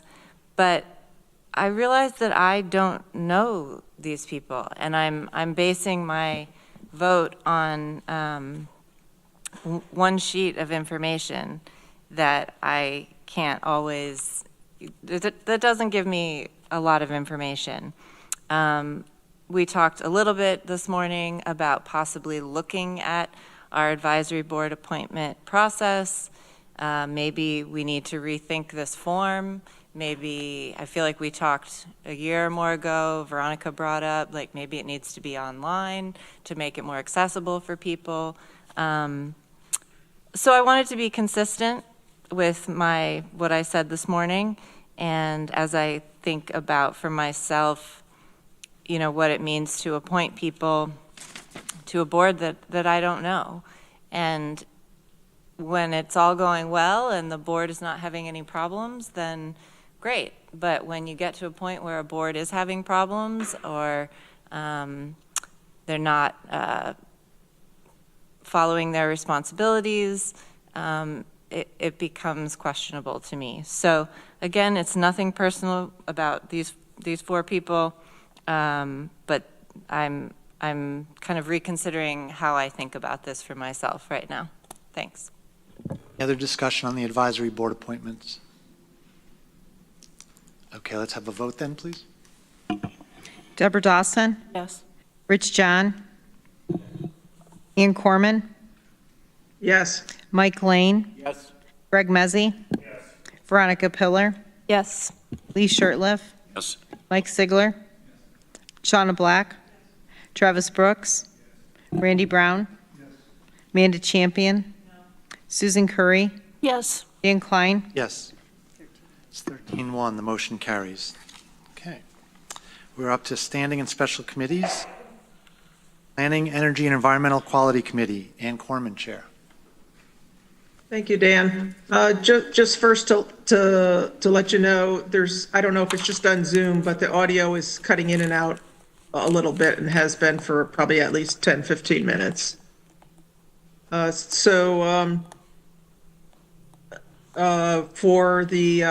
our committee, we have not met since the last legislature meeting. We are meeting again next Thursday, November 14th at noon, so that's a different time due to the Veterans Day holiday. And as I'll still be out recovering from knee surgery, the vice chair, Dr. Veronica Pillar, will be facilitating in person there. And that's all I have. Thank you. Thank you. Questions or comments for Ann? Veronica. Maybe it's been longer enough that we had a meeting. This is not directly about Peak, but a few of us and a bunch of staff got to go tour the Ontario County landfill recently. So thanks for Terry and Leo and others for arranging it, and thanks to the Casella for hosting us there. This is where our very own trash goes these days, and it was really informative and actually really cool to see a bunch of the processes and technology that they're using, and it was surprisingly not smelly at all. Anything else for Peak Committee? Randy. Yeah, I want to bring something up in front of the full legislature since it's not, which won't meet the next time. There's an RFP that's been scheduled to go out for services that English Reuse is currently providing to the county. And that particular RFP has been talked about going out since March, I think, maybe February, and now we're November. And that's no fault to anybody because there's plenty of things to do. I'm not blaming anybody for that. But that funding that they get is currently $190,000 a year. They need it. They're a nonprofit. And I think that we should postpone that particular one for 2025 and continue what we're doing as opposed to, also do this RFP halfway through. English Reuse is a very positive enterprise for the county, but they are truly a nonprofit. And I'm on their finance committee, so I can attest to that. And I do think that they're making progress on many things. I'm not on their board, and I won't be on their board. But they need to make some decisions themselves for 2025 and to see where they're going and to not provide this funding to them when nobody else is providing this service. I mean, there's nobody else, according to Leo, that could even do what they're currently doing. I think that is a mistake, and I just wanted to share that with the full legislature. Bill, Lori, Maury, does somebody want to comment on that? Yeah, although the RFP is prepared, I had met with Leo and Kat earlier in the week, and the finance and I had looked at it, and finance signed off on a 6-month extension that they can enter into with reuse. So they're in the process of figuring out a few items on that, and I think that will move forward. Rich. I just want to say that's great news. Thanks for the work on that. I echo everything Randy said, and this sounds like a reasonable solution to get us to having an RFP. So Thank you. Thank you. Anything else for the Peak Committee? Okay, next up is Community Recovery Fund Advisory Committee. The Community Recovery Fund Advisory Committee met yesterday, November 6th. So far, approximately $4 million has been dispersed from our grant program, and there's about $2.5 million more to go. 6 contracts will continue into 2025, and then an additional 3 into 2026. We reviewed 5 projects that we either haven't received the information that we need in order to reimburse them for their projects, or where it looks like they are not going to use all the money we originally granted. Because we are approaching the federal deadline for allocating the money, we are in the position where we will soon be taking back some of this money and using it for the county fleet procurement program. The maximum amount we are talking about here would be $175,000. It will likely be less. But even $175,000 is a small number compared to the $6.6 million that we allocated to the Community Recovery Fund grants. There will be a resolution coming to the full legislature soon to formalize the reallocation of this money. The rest of the meeting was taken up with discussing the request of the Village at Ithaca to use their grant to keep their program running for the next year. They recently lost their federal funding. The original purpose of our grant was to assist in the expansion of their facility. Committee members were inclined to grant this request. However, we felt we needed some more information first.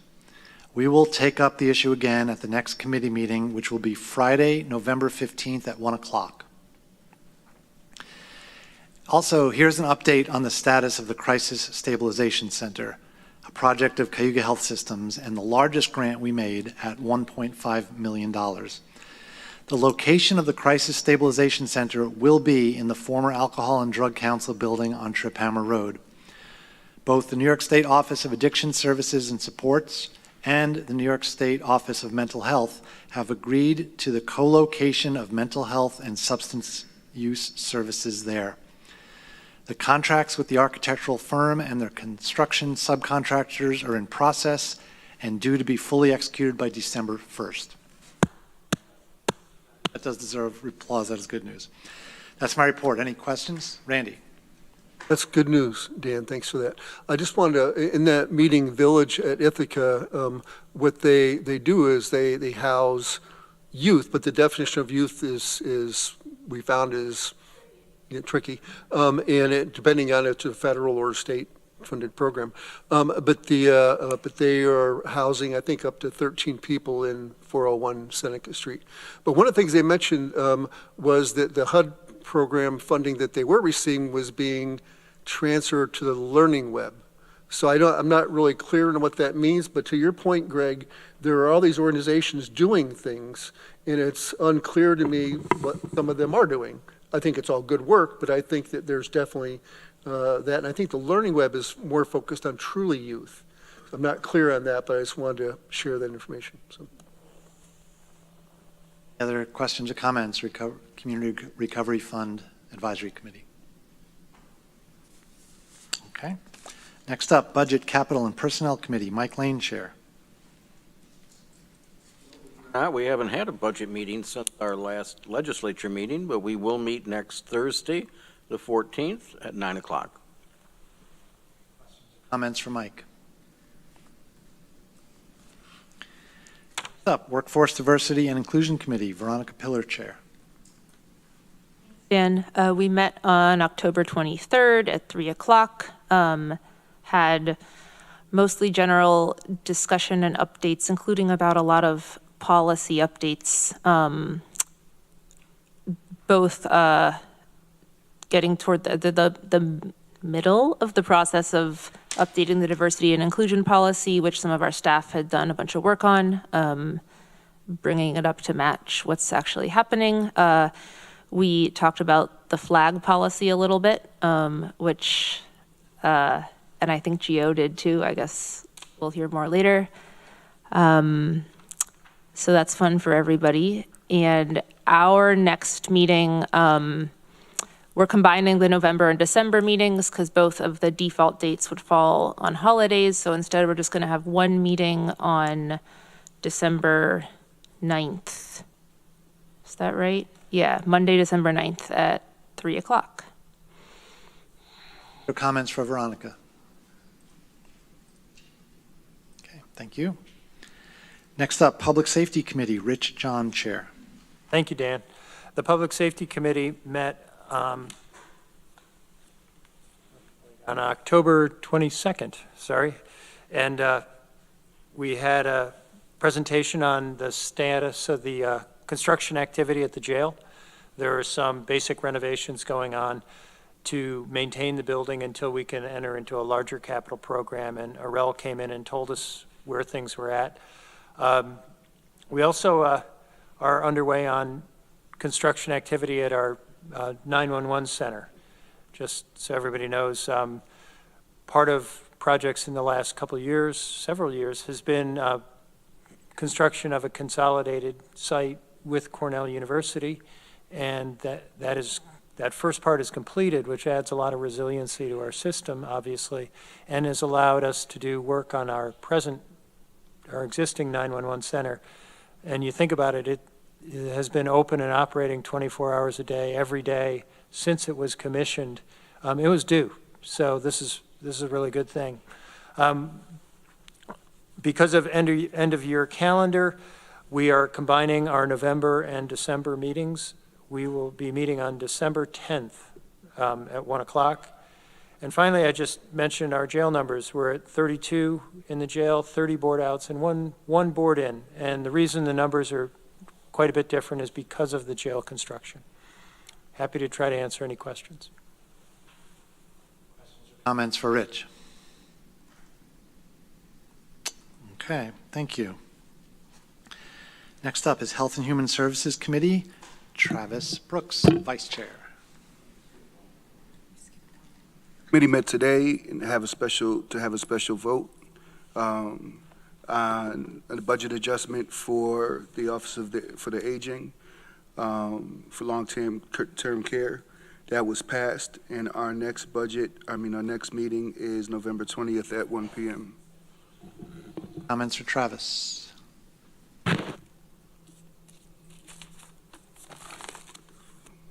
Downtown Facilities Special Committee, Randy Brown, Chair. We didn't have a meeting this month. We didn't have a meeting last month either.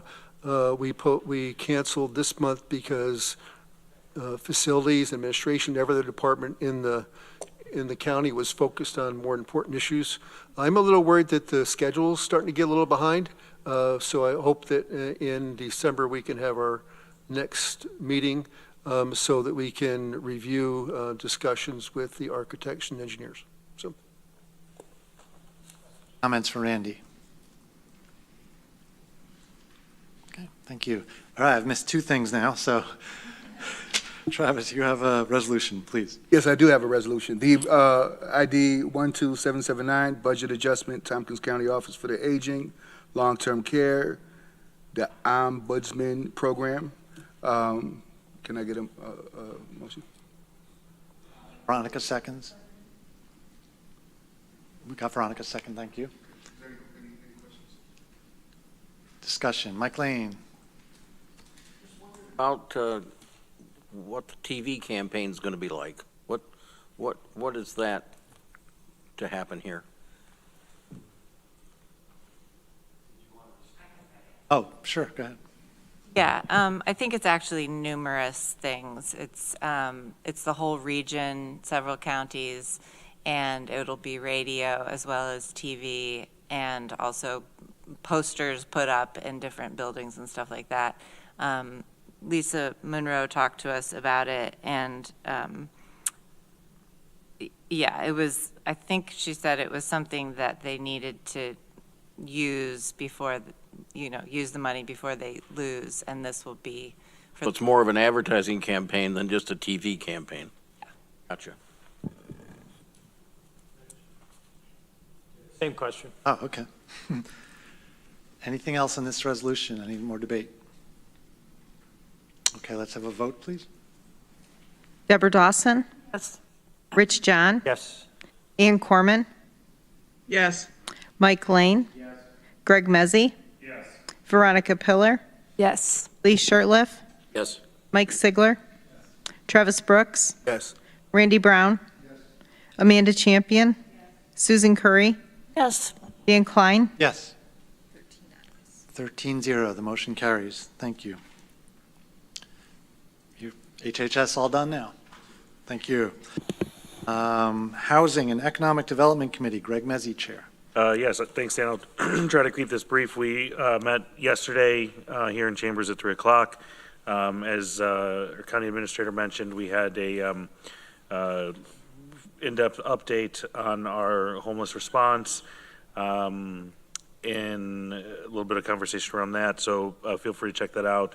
I did want to highlight a few things on arts, culture, and tourism, and then also Ithaca Area Economic Development gave their 2025 draft work plan and their November report. But as it relates to tourism, in June 21 through August 3rd, the total room tax collected for that period was around 1.5 million. It represents a 3.2 increase from the third quarter of 2023 and is slightly below the 2024 budget forecast, only by about 20 some odd thousand. Not significant, but still slightly below. The State Assembly and Senate passed a bill S885C that requires platforms for short-term rentals, Airbnb, Vrbo, et cetera, to comply with sales tax and local room tax laws. If signed by the governor, this bill has the potential to affect room occupancy tax collection as well as sales tax collection. So something to keep in mind. Currently, short-term rentals have been exempt from sales tax collection. So that could be good news from a revenue standpoint at some point. Everybody remembers the ACOD Stabilization and Recovery Fund that was put post-pandemic to, I think, the tune of like $600,000 or $700,000 through STPB. We have a consulting group because part of groups receiving that fund, receiving funds from that grant was that they would engage with a consulting group to help make sure that organizations were strong and viable for the future. On October 7th and 8th, advisors from what's known as Arts Consulting Group, ACG, met with representatives that received the ACOD Stabilization and Recovery Fund and worked through ways to identify collaboration and shared priorities, understand audience surveys. So that work was being done. I just wanted to follow up on that. And then not so positive news. As of August, the tourism sector continues to operate with a workforce that is smaller than it was prior to the pandemic. Preliminary data from the Bureau of Labor Statistics indicates that as of August, the leisure and hospitality sector in the county employs approximately 500 jobs fewer than it did in August of 2019. Just to point that out and highlight. Then as it relates to IAED, there's a full presentation in the HED packet, but some special projects and things that they're going to focus on with their workforce development is looking at aerospace and semiconductor training with their direct-to-work, their manufacturing program, Tompkins Build, working with the 8 trade unions and getting that up off the ground. And then one of the things that they didn't have a lot of time or detail to share, but was a priority for them as a special project in 2025 is the ideas of vehicles to work, because one of the biggest barriers that they've found with the populations that they've had through their program was transportation. So I'm excited to see IAED taking some more proactive steps to try to reduce those barriers to get people into job training and then ultimately to work. And one of their goals for 2025 as it relates to workforce development is to have about 45 trainees go through their programs, with 75% of those being low to medium income, resulting in about 36 full-time placements. And they also have a number of other community benefits and outcomes for 2025, but just wanted to highlight some of the workforce development work that's being done, because that was a priority over the last several years of this legislature to make sure that IAED remained focused on workforce development. Andy. I wanted to make comment. Part of the American Rescue planned funds that the county provided. I think 65,000 is still remaining for TC3 for their micro-credential program, and it's going to be forfeited because they apparently can't spend it for whatever reason. So I just want to make sure, Mike, you're aware of that, and Greg is aware that's going to come before us to not, and the county is communicated with them. Everybody's been communicating with TCT. For whatever reason, that money hasn't been spent. And maybe there's more funds to be submitted for reimbursement, but I just wanted to make you guys aware of that. I've heard of it, Randy. Can you shoot me something so I can take it up with?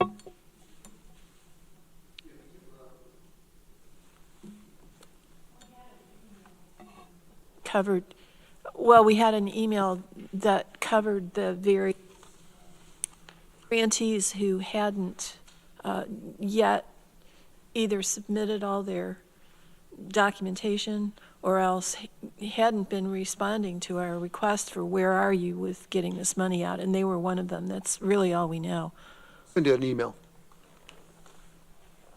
Deborah. Yeah, so Greg, that's interesting about the number of employees being so far below the pre-pandemic levels. Did you get information that would suggest that any of that was due to businesses that didn't survive? Do we have the same number of tourism employers? Or is it just that the same number of employers are struggling with fewer employees? I don't have specific data points based on discussions that I've had. I believe that we're doing the same or more with less, and that seems to be the case.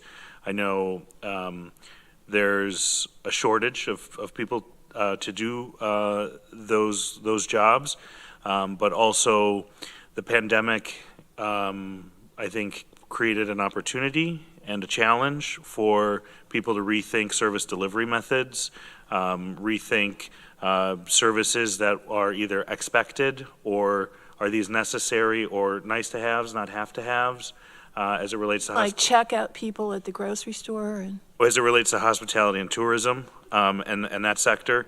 So it's probably more that we have the similar type of that includes winery workers, that includes restaurant, hotels, tourism in general is what that represents. Ziegler. On to Randy's thing about TC3, it's my understanding, at least from TC3, that and correct me if I'm wrong, Greg, that the money actually has to be allocated per student. Like it actually, you can't just fund the program. It actually has to then be allocated to a student, and that's kind of like the hurdle. And that's just obviously going to be difficult to do. I mean, you'd have to find enough students to eat up that $65,000 in time, and I don't know if that's actually a hill they'll be able to climb. So I don't think it's really a problem kind of with TC3 and its administration of it. It's hard to find students to take them up on the offer. So. Call Norma Jane up. She's got some information about this topic. This grant was for tuition reimbursement for students at the college. We're actively working with the college to find out how many students they believe they're going to be able to serve before doing anything with these funds. If they believe they're going to be able to serve an X number of students in 2025, certainly those funds can continue. We just want to make sure that they're going to be utilized and we don't return any funds. Panic anybody, should I follow up on it, or should We are actively working, but I just sent you the email that Randy was referring to, and I'll follow up with you if we have trouble getting in touch with him. You're welcome. I think one way to interpret that number is they could forfeit up to that amount of money, but we're trying to find out how much they can actually use. Okay, anything else for Greg? Okay, thank you. So this is normally the time we would take a break. Do you want to try to make a sprint to the end here? Uh-oh, we got a very split group.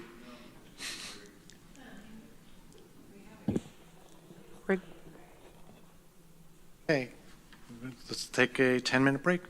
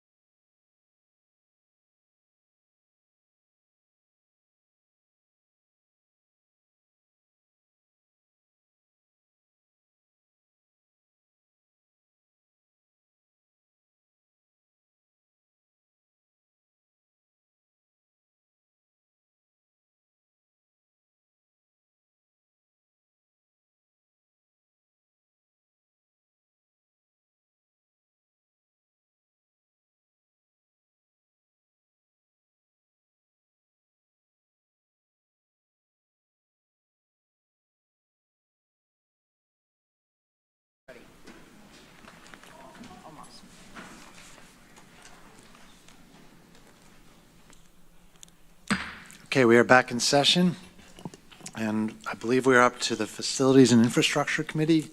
Lee, lift chair. Thank you, Mr. Chairman. I'm sorry, Lee, before you start, I was asked to request that everyone speak loudly and clearly when you begin to speak. There's something about the microphone turning itself off or the system blocking it. So start out strong. Lee Shurtleff, chair. Is this strong enough? You got a thumbs up. Facilities and Infrastructure Committee meeting had a crisp session on October 17th, and the bulk of the agenda is reflected in the resolutions here tonight. Some of the main discussion had to do with items that both Lisa and Rich John have covered, updates as far as Code Blue renovations and the work at Public Safety Building. Aside from that, Susan, was there anything noteworthy? Got it, Greg. Covered it. Thanks. Resolutions before us tonight. There's several. I'm glad Lori's here. There's a number related to bond resolutions that we may seek clarification later on. Resolution G was pulled from the consent agenda. Do you want me to start there? Yes, please. Resolution G, acceptance of New York State Energy Research and Development Authority Clean Energy Communities Grant for solar canopies at Whole Health Department, ID number 12808, and I'll move that. Is there a second? Mike Lane seconds. Randy. Yeah, I asked to pull this one just so that people understood what was happening here.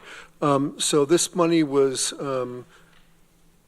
I guess, a credit or a reimbursement from prior work, primarily done at the highway building on Boswick Road.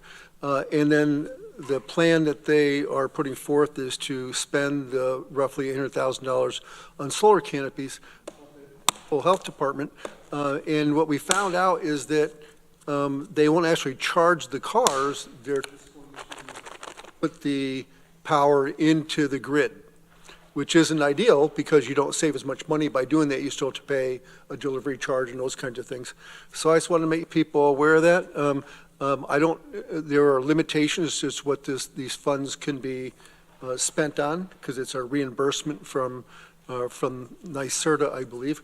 They decided on solar canopies. I don't know what else could have been used for, but that's what they decided on. So. Other discussion on this item? Okay, let's have a vote, please. Deborah Dawson? Yes. Rich John? Yes. Ann Corman? Ann Corman? Annie. Muted, Ann.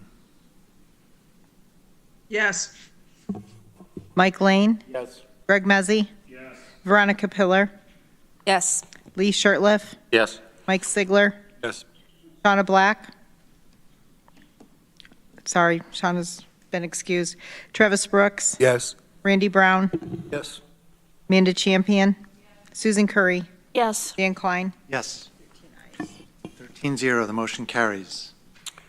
Resolution I, affirming Ithaca Tompkins County Transportation Council ITCTC recommendation to increase the ITCTC staff director's salary, ID number 12771. So moved. Second, Mike Lane. Any discussion? Okay, let's have a vote. Deborah Dawson? Yes. Rich John? Yes. Ann Corman? Yes. Mike Lane? Yes. Greg Mezzi? Yes. Veronica Pillar? Yes. Lee Shurtleff? Yes. Mike Sigler? Travis Brooks? Yes. Randy Brown? Amanda Champion? Susan Curry? Yes. Dan Klein? Yes. 13 ayes, 0 noes. 13-0, the motion carries. The next series of resolutions declare the county's intent to reimburse expenditures from proceeds of tax-exempt indebtedness, and I'll do them separately. But the note at Facilities and Infrastructure is that these don't commit us at this point in time to the bond thoroughly, but it allows us to comply with IRS tax-exempt status regulations so that the county is in a position to recoup up to 30% of expenditures that may be made prior to the formal bond resolution. Did I get that, Lori? Thank you. So we'll start with Resolution J, Resolution County of Tompkins, New York, declaring official intent to reimburse an original expenditure with the proceeds of tax-exempt indebtedness in accordance with Treasury Regulation Section 1.150-2, ID number 12788. And this one relates, I believe, to the Center of Government project.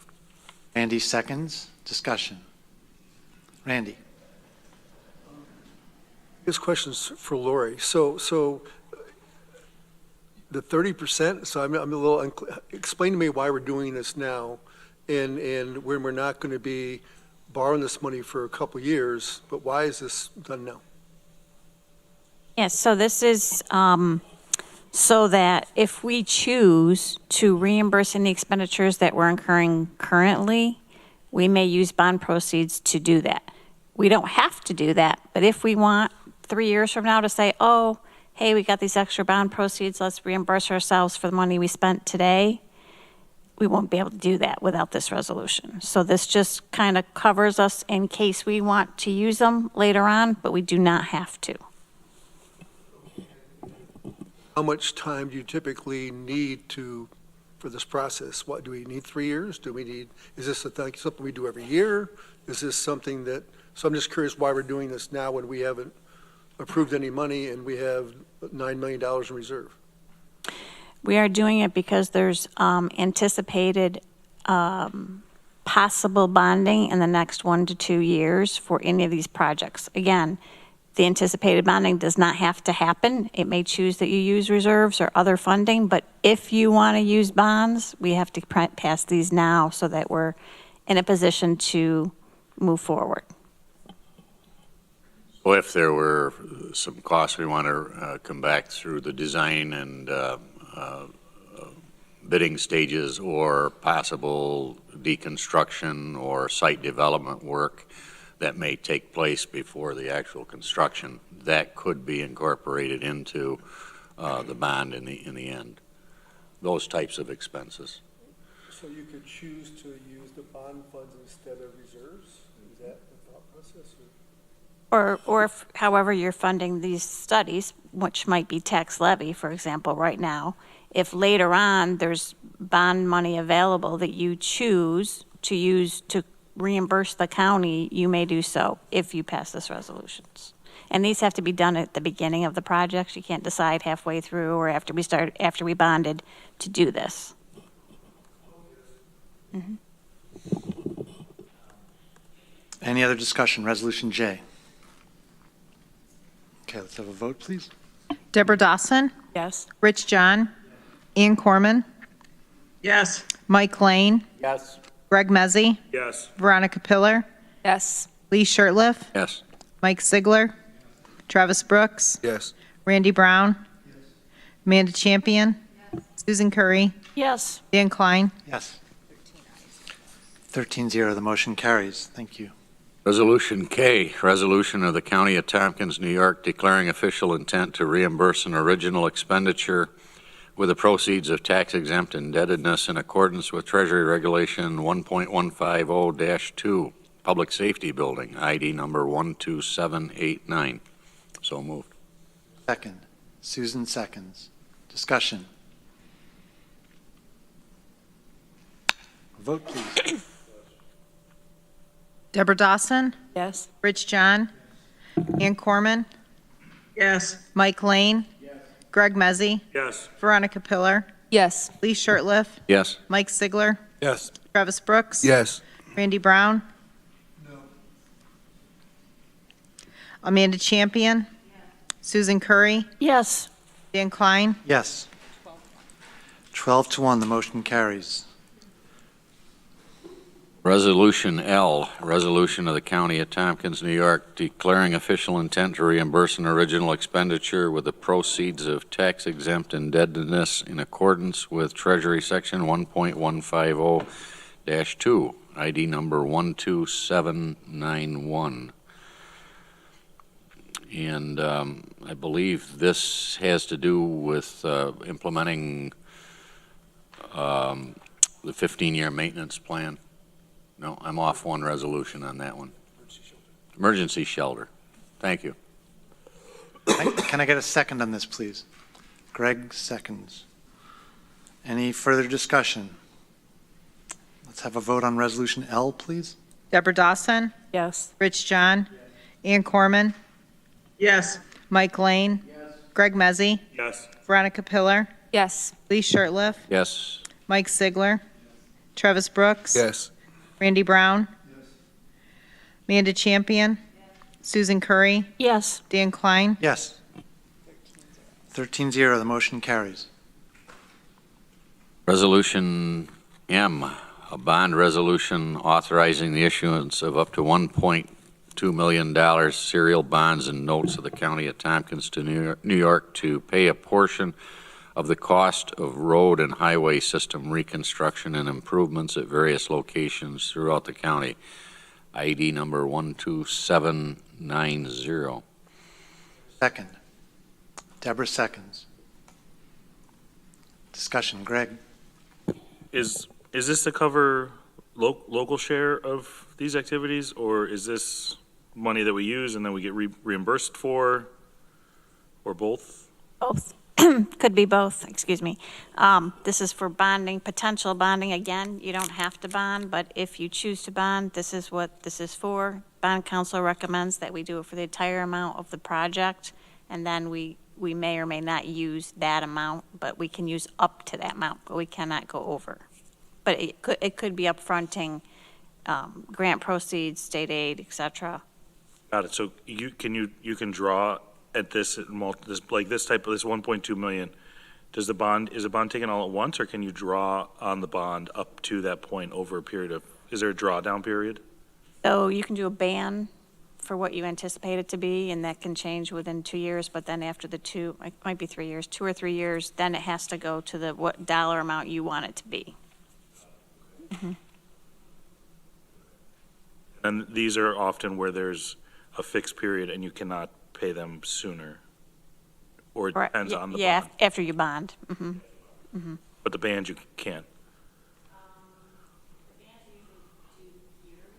Okay. Amount that you have to pay each year, and you can either choose to pay that, well, you have to pay the amount, or you can roll the remaining amount into a bond, or you can pay the whole thing off. Okay.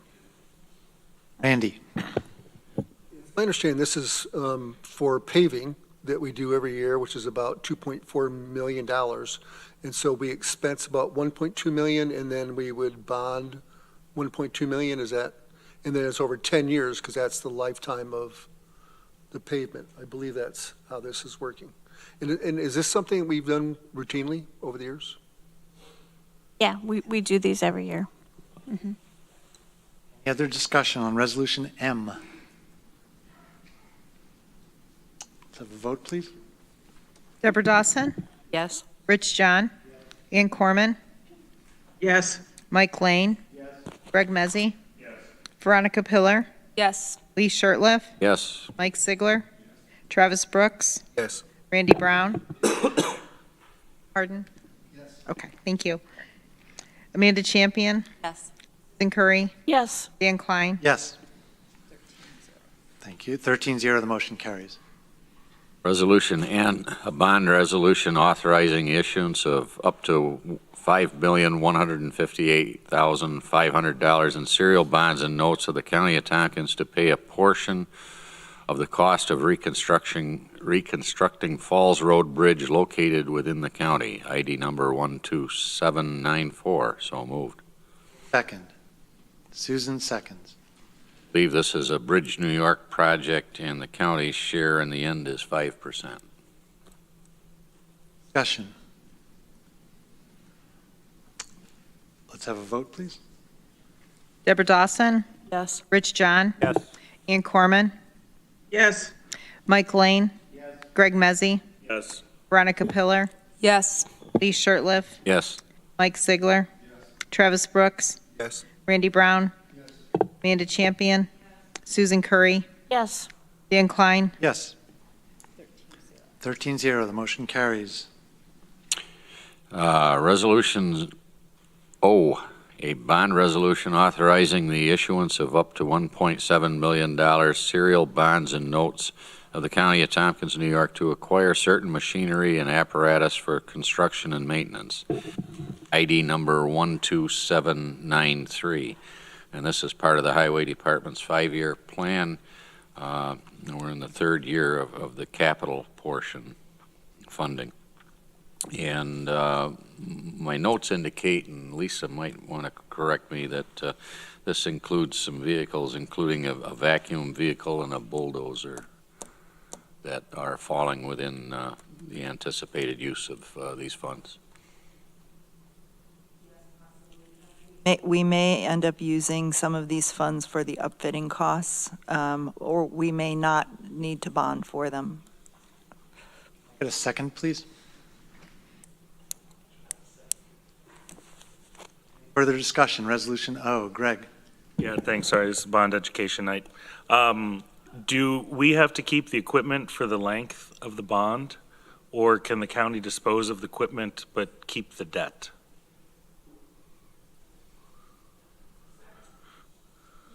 We'd certainly dispose of the equipment and keep the debt. I think if we were in that situation, we'd look at to see if there was an option to pay it off with proceeds. Got it, but it's not like it's tied to the specific, obviously we use the useful life to calculate the bond term, but it's not like somebody comes and checks and says, oh, you've got this bond, let me see where this vac truck and bulldozer is. Okay. That I'm aware of. All right. Other discussion, Resolution O. Okay, let's have a vote, please. Deborah Dawson, Yes. Rich John, Yes. Ian Corman, Yes. Mike Lane, Yes. Greg Mezzi, Yes. Veronica Pillar, Yes. Lee Shirtliff, Yes. Mike Ziegler, Yes. Travis Brooks, Yes. Randy Brown, Amanda Champion, Susan Curry, Yes. Dan Klein. Yes. 13-0, the motion carries. Yeah, you just spent down our treasure. I was hoping they were going to throw that over to budget to present. Lee, anything else from your committee? I think that's quite enough, Dan. We'll be meeting on the 21st, 2 weeks from today. Other questions, comments for Facilities and Infrastructure Committee? Rich?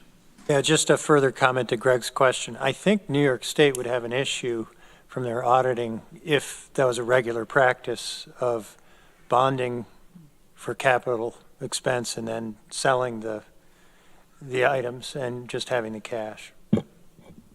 On an issue-by-issue basis, it's probably okay, but yes. But again, I defer to... I'm not recommending that. Okay. Okay. I'm trying to understand the nuance of these complex financial instruments. Okay, Government Operations Committee, Amanda Champion, Chair. Great, thanks. Yeah, we actually met this morning at 10 o'clock, had a good meeting. A lot of good stuff, but the main thing I think was that we went over several policies, which will be coming here, I think, at our next meeting, including policy on email, a new policy on email, a new policy on remote access, confidential data, and an update to lactation accommodations. So those all are interesting, and we had some good conversation about those. We did everyone's favorite designation of newspaper. That did pass, but it will not be on consent agenda next time, so we can have additional discussion about that. And we did set or after it goes to the legislature here, we will set our date for our organizational meeting of January 7th. We briefly talked about the flag policy, but our I think Mike Lane was going to follow up on maybe what some of the changes that he was looking for might be. We don't really have any major things that we wanted to work on, but Mike was going to follow up with that. And mostly that's it. Oh, one last thing. To Randy's question earlier, I am going to ask the two Board of Elections commissioners to come to our meeting next month to talk about the change in the election schedule and what that means and what that will look like. And Maury is also doing some research into that. So we will have a conversation about that next month. And I think that's all I have. Comments for Amanda? Okay, thank you. Are there any individual member filed resolutions? Can somebody move the minutes of the previous meeting, please? Travis moves, Rich seconds. These are the minutes from October 15th, 2024. Any discussion? Can we have a vote, please?